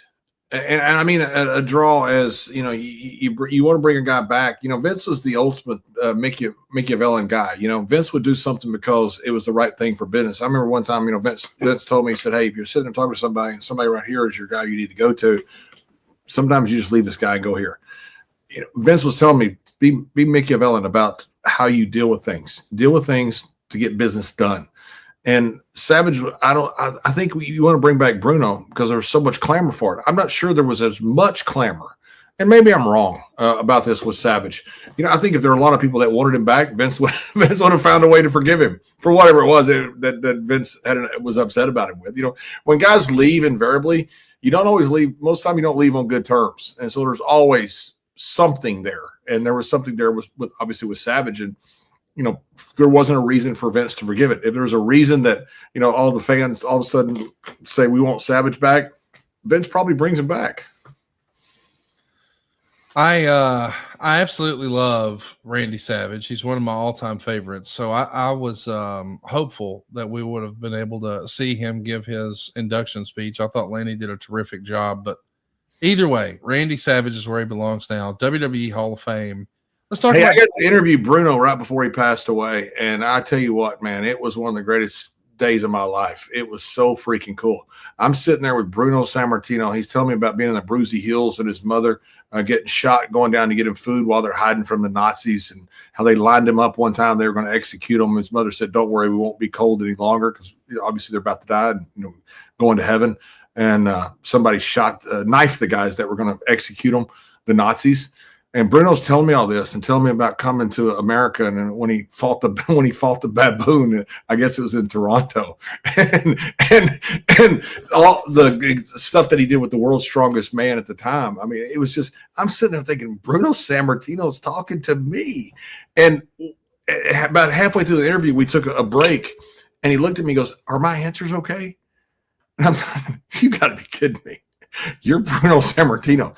You could read the phone book when I ask you a question." And I'm going to think it's the greatest thing ever. So I was so happy when Bruno came back. You talk about one of the most respectful guys you've ever seen. This is Bruno, who sold the Garden out 286, whatever it is, straight times. And Bruno would sit there and ask people for pictures, and he was just the nicest human being for being that big of a star. I could see why he was such a draw. I'm so happy that I got to meet him. I love hearing old Bruno stories. Let's talk about Joey Styles here for a minute. He's going to be taking a stab at being the lead announcer on Monday Night Raw. Jim Ross is going to be on the headsets, trying to help Styles sort of evolve his style to a WWE style. And it's written here, Styles had heat on him 2 weeks ago when right before going to a commercial before the main event, he made an issue of whether Triple H and Edge could get along. He had been specifically told on the final plug before the main event, the centerpiece of his plug should be the perspective of the babyface. In this case, John Cena being in jeopardy because he would be facing two heels. It was considered an inexcusable mistake that he had been coached on specifically to say. Styles is also criticized for writing up way too many note cards with the exact language on them he wants to say during a match, including his clever, smart-ass one-liners. Let's talk about this. You wore these headsets. I don't know that we've spent a lot of time talking about what you were hearing from Vince, and if you were subjected to the same sort of treatment that Mick Foley and JR and others have told us about. But what can you tell us about Styles trying to integrate into the WWE style, and now JR being in the backstage area trying to help coach him along? And it felt like at times the McMahon Styles thing was just oil and water. What do you remember about that, if anything? I don't remember a ton about it because I was on SmackDown. Right. And, I was doing commentary over there, I believe, at the time of wrestling. I can't remember where it was. I was on SmackDown. But I was, obviously, I've done, I don't know how many hundreds, if not, I don't know, about 1,000 matches of commentary, maybe probably hundreds, commentary for Vince. Certainly matches, thousands, not days. And so I have a pretty good feel of what Vince did. And I worked with a million different guys. Vince treated me differently than he treated the play-by-play guys. And I mean night and day. He treated Booker different. He treated King different. He never yelled at us. Vince did not yell at us, even when we screwed up. I remember one time he told me not to say something. Literally said, "Don't say this." And when it came out, I don't know what, just instinct. It was the thing a guy would say. And Vince said, "Don't be just a typical guy and say that." When it came out, I fucking said it. I mean, I just blurted it out as soon as I did it. Like, "You've got to be kidding me." He told me specifically not to say that. My stupid self literally just said it. I was disappointed with myself. And when we went to commercial break, I buzzed him and I said, "Vince, I want to apologize. You told me not to say that. I wasn't just being a rude, disobedient guy.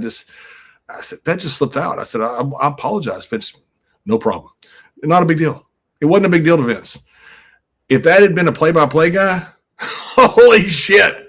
You talk about a promo. If that had been Michael Cole or JR that would have said that, it would have Katie barred the freaking door. I've heard him, just berate those guys. It was a different thing. And I think what it was because I'm one of his old guys. And same with Booker and same with King. He never yelled at us. And I've talked to Booker about it. I've talked to King about it. I don't know what happened with Mick Foley. I'm not disputing what Mick has said, but he treated me, King, and Booker completely different from me. Treated the play-by-play guys. The play-by-play guys, but he expected something really top shelf with those guys, and not only top shelf, but the way he wanted it, which was not always what they had in mind because it's Vince's mind.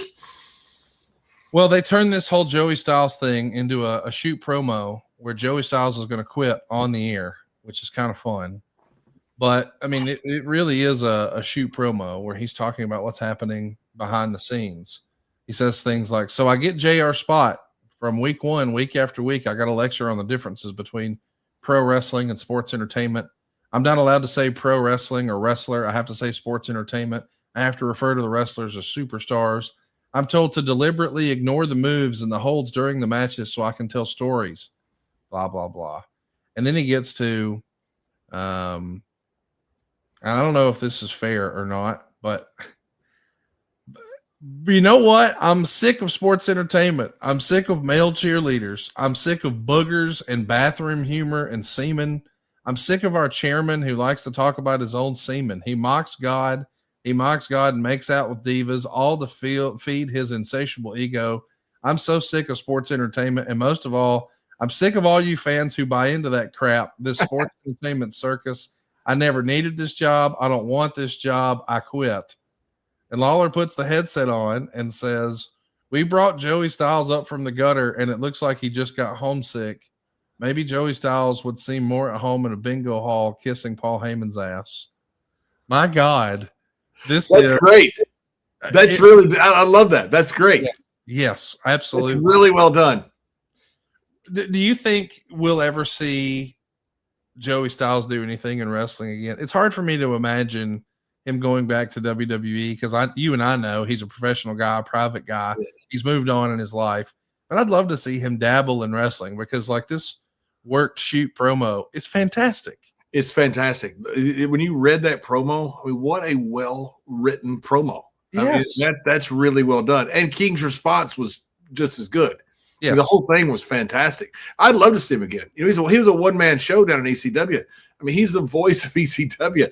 That's hard to do, to be a one-man booth. And he was a one-man booth. He's really good at what he did. You know, for whatever reason, I mean, look how few play-by-play guys have been in WWE in the last 30 years. Right. You can count them. You can literally count them on one hand, guys that have been around very long. So the fact that he came in and didn't fit in, that's more the norm than it's not the norm. And a lot of that came from, you know, he was used to being ECW and having his own show. All of a sudden now it's Vince's. And, you know, and some of that stuff, I agree with a lot of that stuff that Vince did. I agree with the sports entertainment. I agree with calling a belt a championship. You know, I agree with a lot of this because, you know, we came from the days where we couldn't get anybody sponsors. We couldn't get anybody that would talk about us. You know, we were trying to improve the product and we had to take away a lot of that, you know, and a lot of the old school guys wanted those old phrases. And, you know, that was not a heel I ever wanted to fight on. And so I can understand somebody coming in that had carte blanche, never had anybody in their ear. And all of a sudden now you've got a guy in their ear that overproduces you. And again, Vince treated play-by-play guys differently than what he treated me, Booker, and King. I want to remind everybody that Joey Styles wasn't actually quitting. They're going to spin off the new ECW brand, and he's going to go be the announcer there. So yeah, and another thing about these shoot interviews, it's on Vince's microphone. It's not a shoot.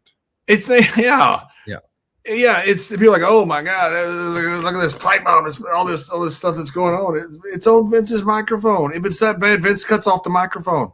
Vince loved it anytime. Vince loved this kind of stuff. Yes, absolutely.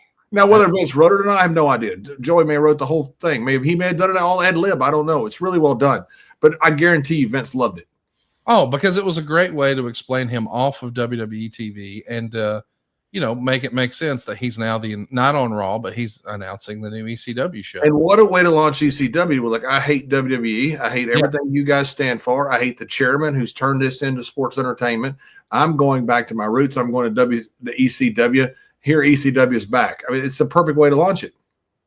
We should mention that WWE plans to bring in younger wrestlers without previous ECW ties and weave them into the brand, the extent of which depends on how far McMahon goes with the relaunch.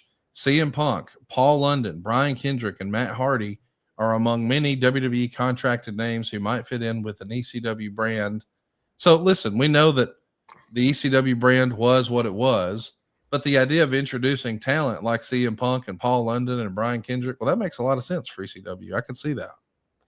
Yeah, it does. You give these guys an opportunity, which is all what ECW, the original ECW, was about. I just thought we did ECW terrible. We did any type of integration with old companies and invasions and things terrible. You know, we had a ECW.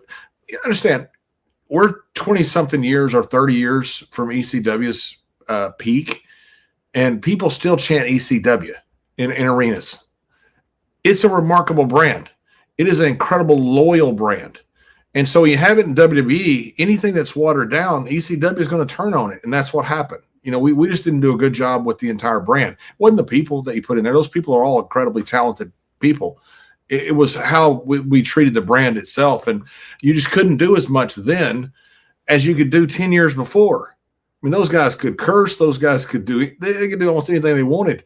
We had become a PG product. And now all of a sudden, ECW is a PG product, isn't ECW. Let's talk a little bit about Brock Lesnar. He's going to settle his legal battle with WWE. There's no details that are coming out, but Brock is now free to make a living outside of WWE. We know he's going to have a tear in the UFC. I think it was first K1 and then UFC, but either way, MMA was for him. He became the champ, and he came back and is doing his thing with WWE. But let's talk about somebody who's not coming back. You and I have never talked about this story, but I know that this is a good one. It's got to be. Keller reported this prior to the WWE heading to England for the bulk of the European tour. Network guy Palmer Cannon quit the company. Here's what it says, John. While drinking with JBL, Chris Benoit, and Dave Finlay, Cannon grew upset with the ribbing he was the target of, confronted JBL about it before a physical confrontation took place, and he decided to quit. He flew himself home. One WWE source tells the Torch that JBL is automatically being made out to be the bad guy because of his reputation of being a hard ribber, but in this case, it might be a situation where Cannon was overreacting. Quote, I hear Cannon felt entitled. He had paid his dues instead of sitting there and listening. And Cannon lost to Funaki on the April 19th show in Italy before quitting and booking a flight home. He's not been used on SmackDown as a wrestler, but he did actually train to be a wrestler and was signed by WWE just over a year ago as a wrestler.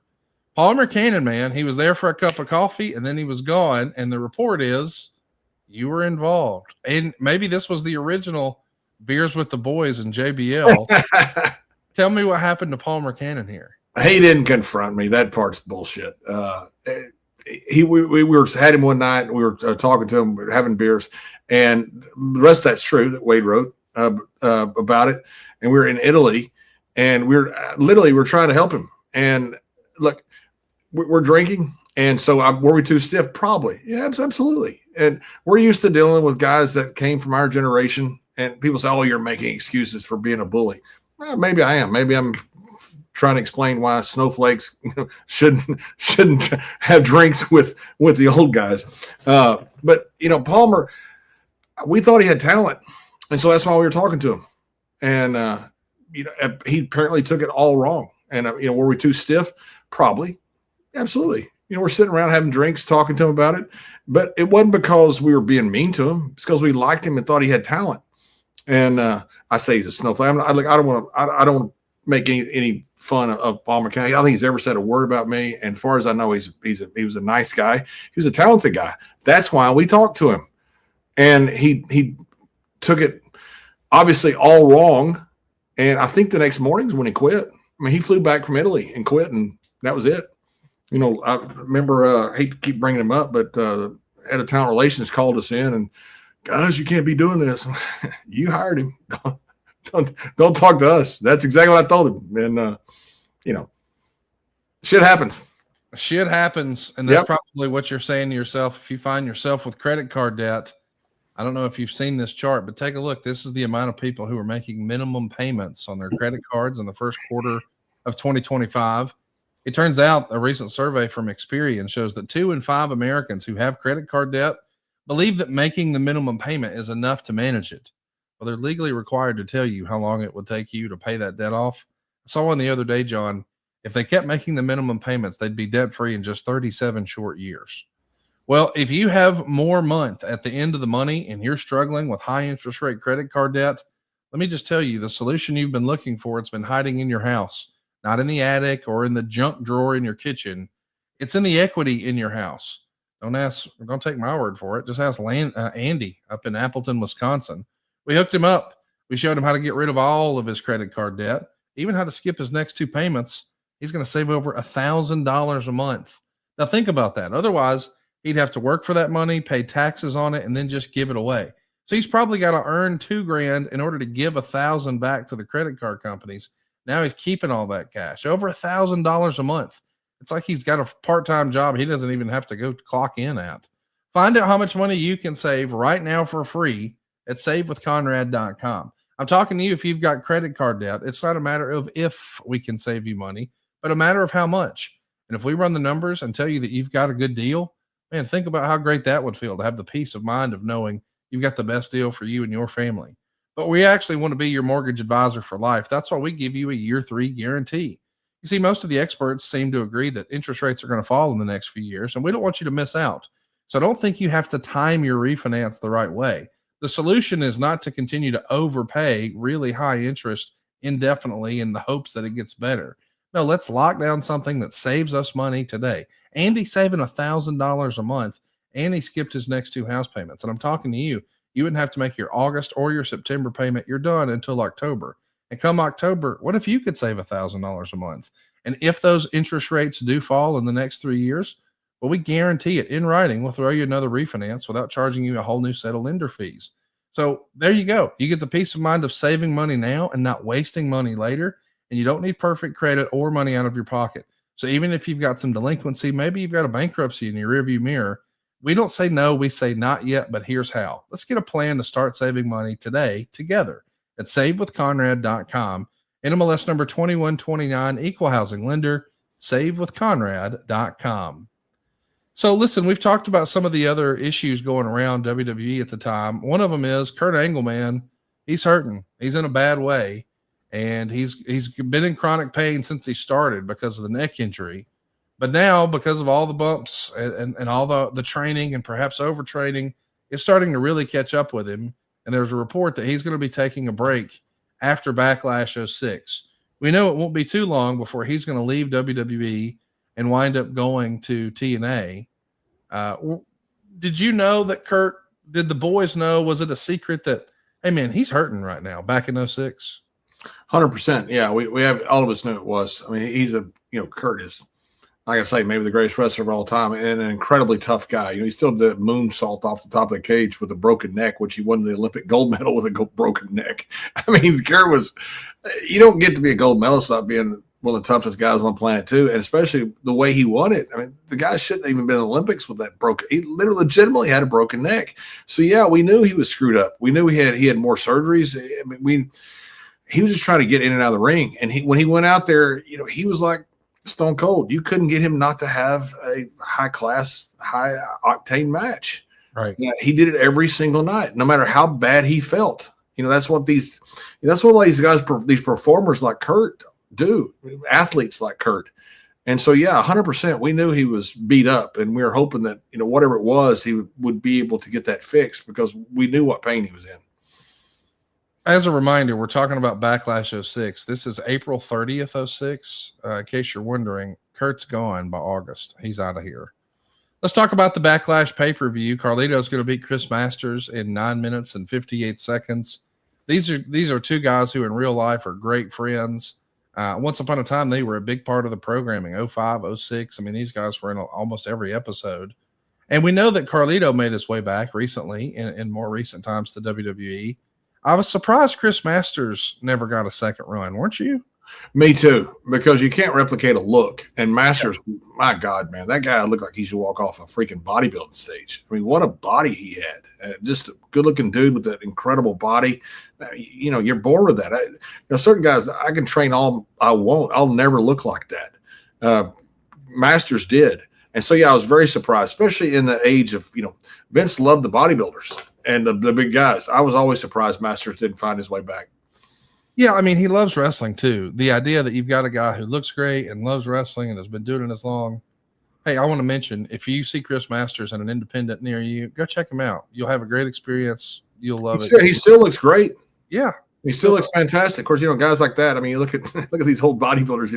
They have the genetics to look that way. And he still trains. He still looks fantastic. I've been very surprised that Chris hasn't done more because he was good at what he did. Not just the fact that he looked great, but he was good at what he did. For Ric Flair and Umaga, it seems like a fever dream match, but it happened here on pay-per-view. It didn't go long, 3.5 minutes, but Ric Flair gets the win.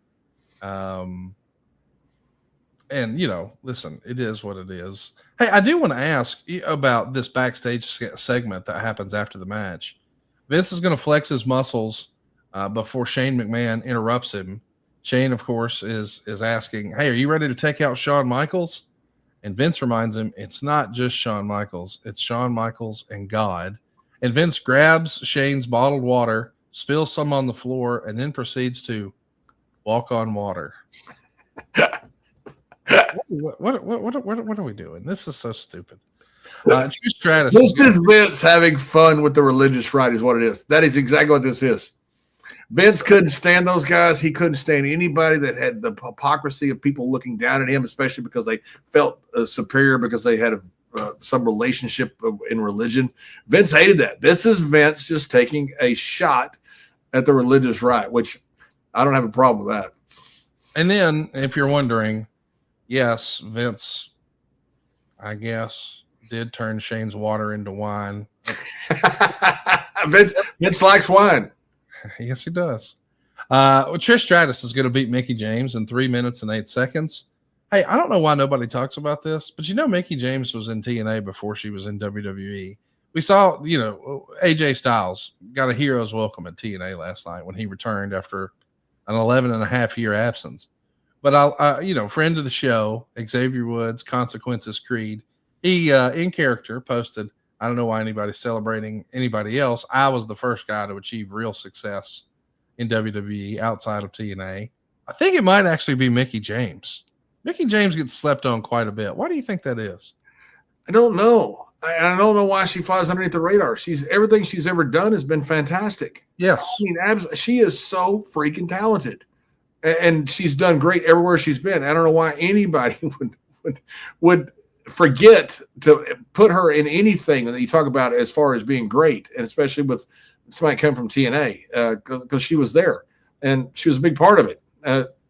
No idea. Do you think she just didn't have the machine behind her, and that's the only reason? Yeah, 100%. That's what it was. She didn't have the machine behind her. Sometimes people come along and they're not what you think are going to be the stars, and they become stars. And so to become stars, they're not your stars, even though they're with your company. They're not people that you brought in. So I'm going to make this person a star. And all of a sudden they become stars.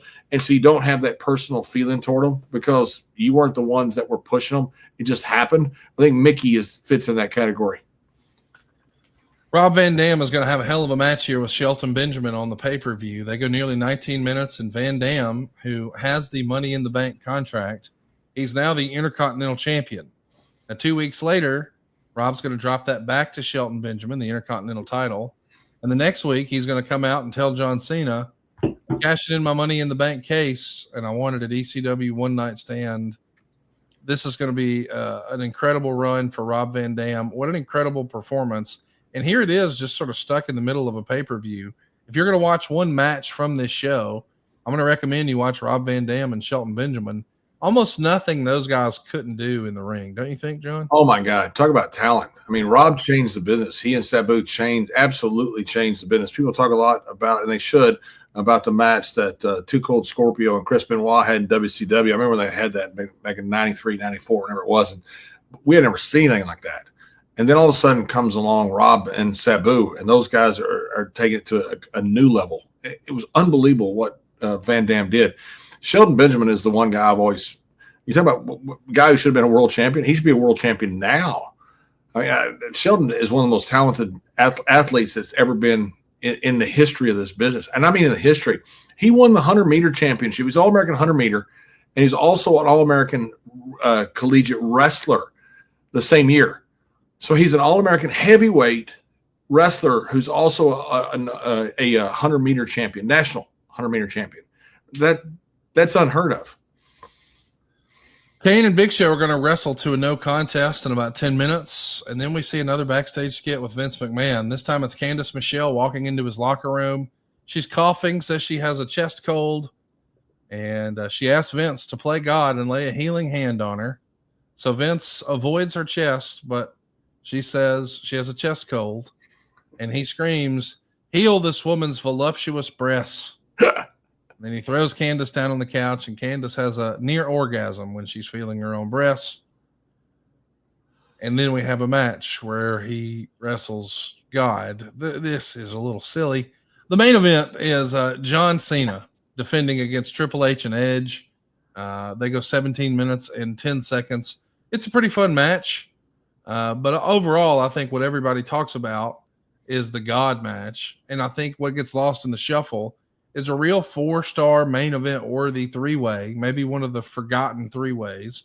So if you're looking for not a heads up match, but maybe one of the best 3-way main events of 2006 anywhere in the world, it's John Cena, Triple H, and Edge. I think you could argue that each of these guys were near their peak of their careers here, and they really pull out all the stops.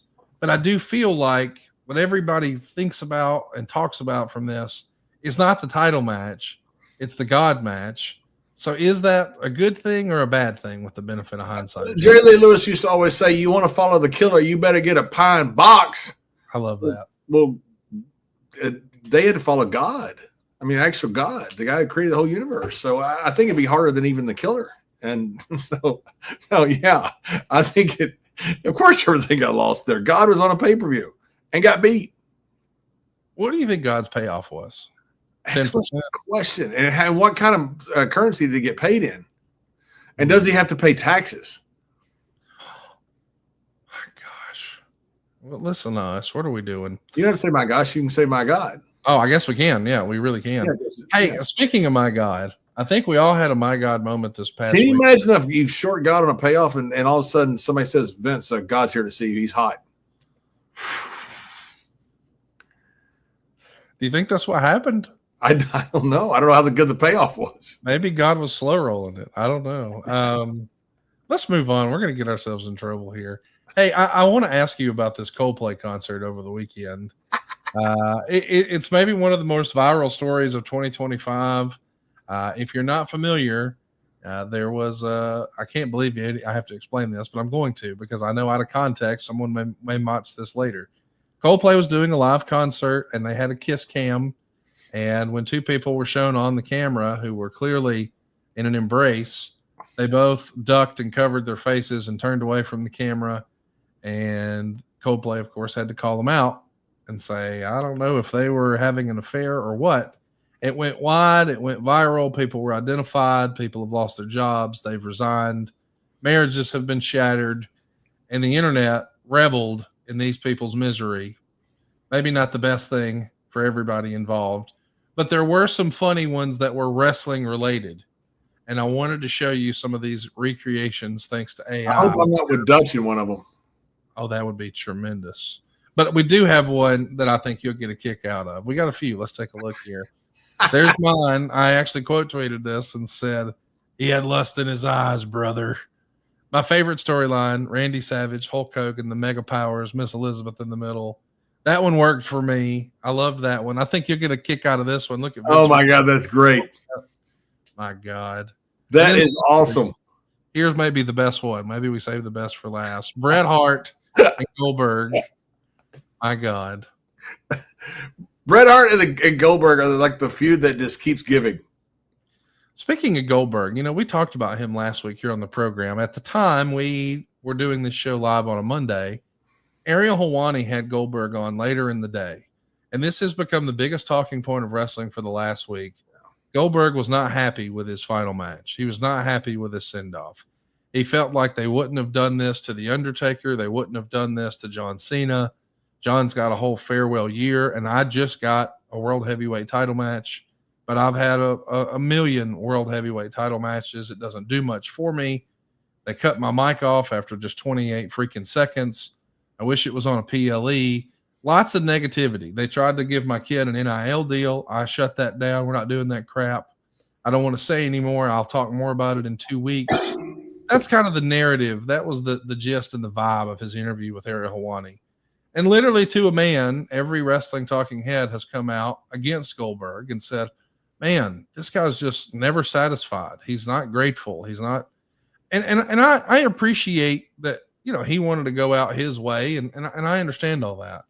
But when you start comparing yourself to John Cena and Undertaker, guys who were in WWE for decades, I mean, they were there for 20 years. You weren't there for 20 months. What are we doing? And he was on NBC. Like, this is the biggest possible platform. It's not even Saturday night's main event as far as it's a late night show. You're on broadcast television in prime time.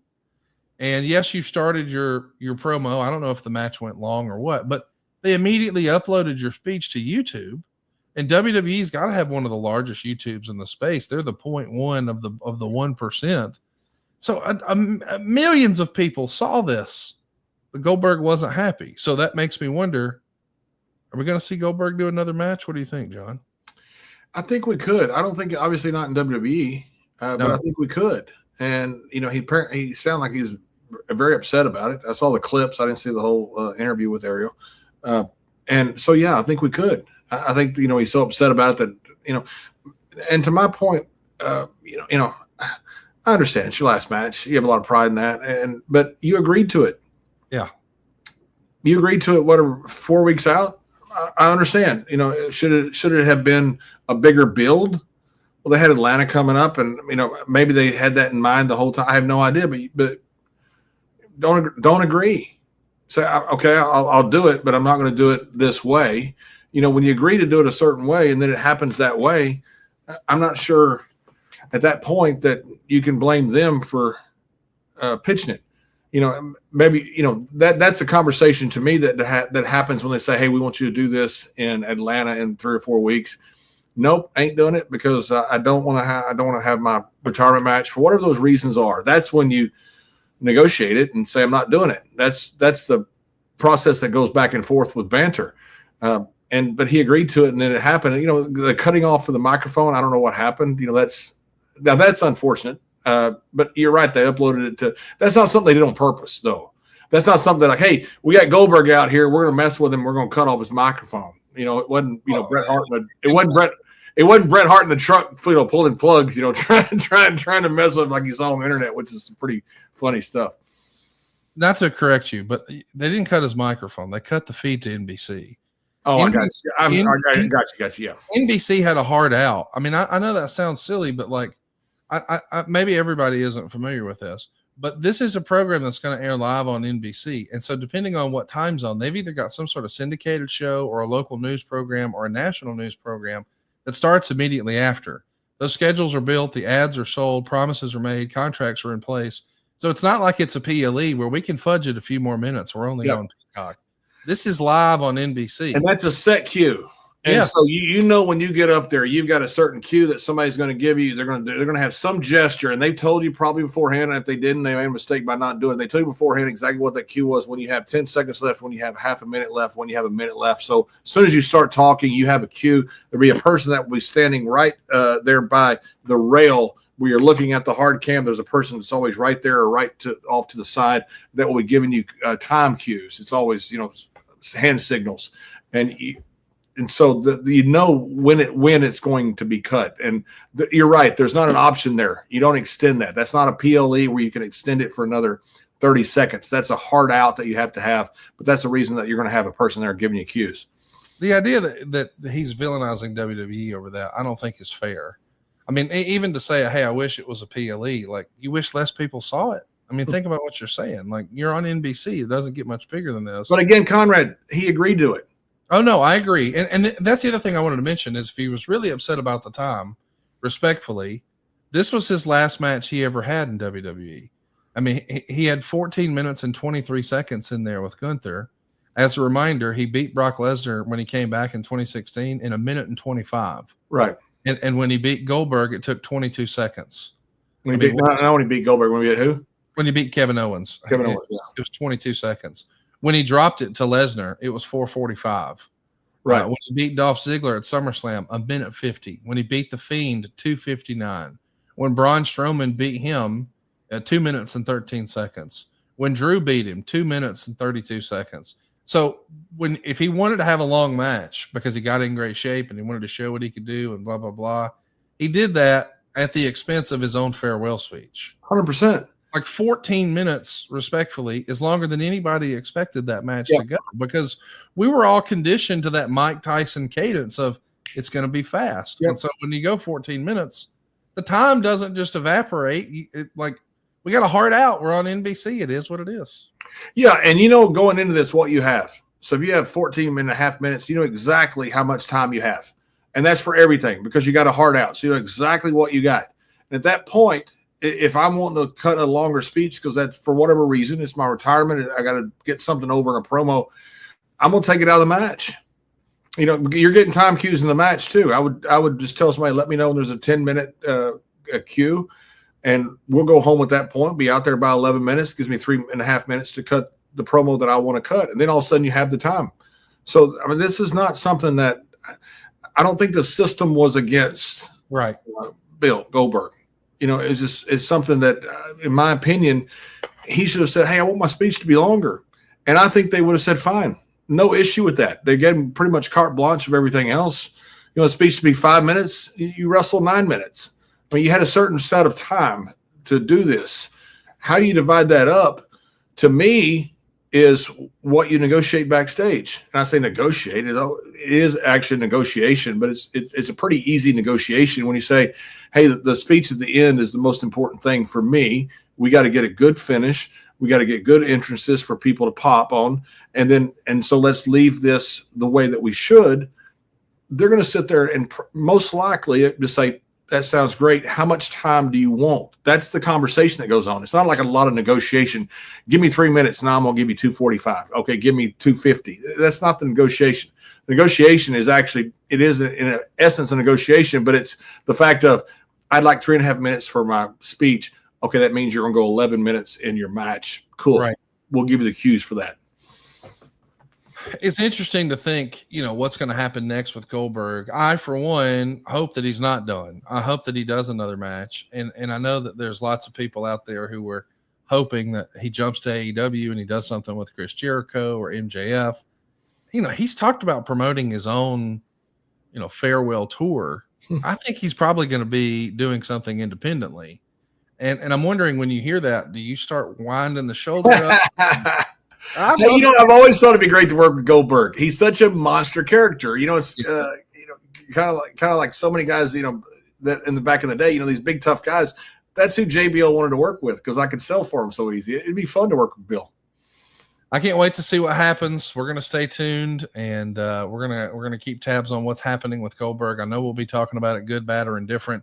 We hope everyone has a fantastic Monday. Enjoy Raw on Netflix tonight. And if you haven't already, make plans to join John and I next year in Waterloo at the TNT Hall of Fame.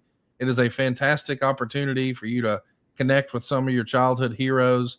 I mean, you were in hog heaven, man. At your table, you had a who's who. Ron Simmons, D'Lo Brown, Thunderbolt Patterson. I mean, what a Hall of Fame event, literally. I hope you'll make plans to join us next year. And stay tuned. Next week, we'll be live right here on Something to Wrestle with John Layfield.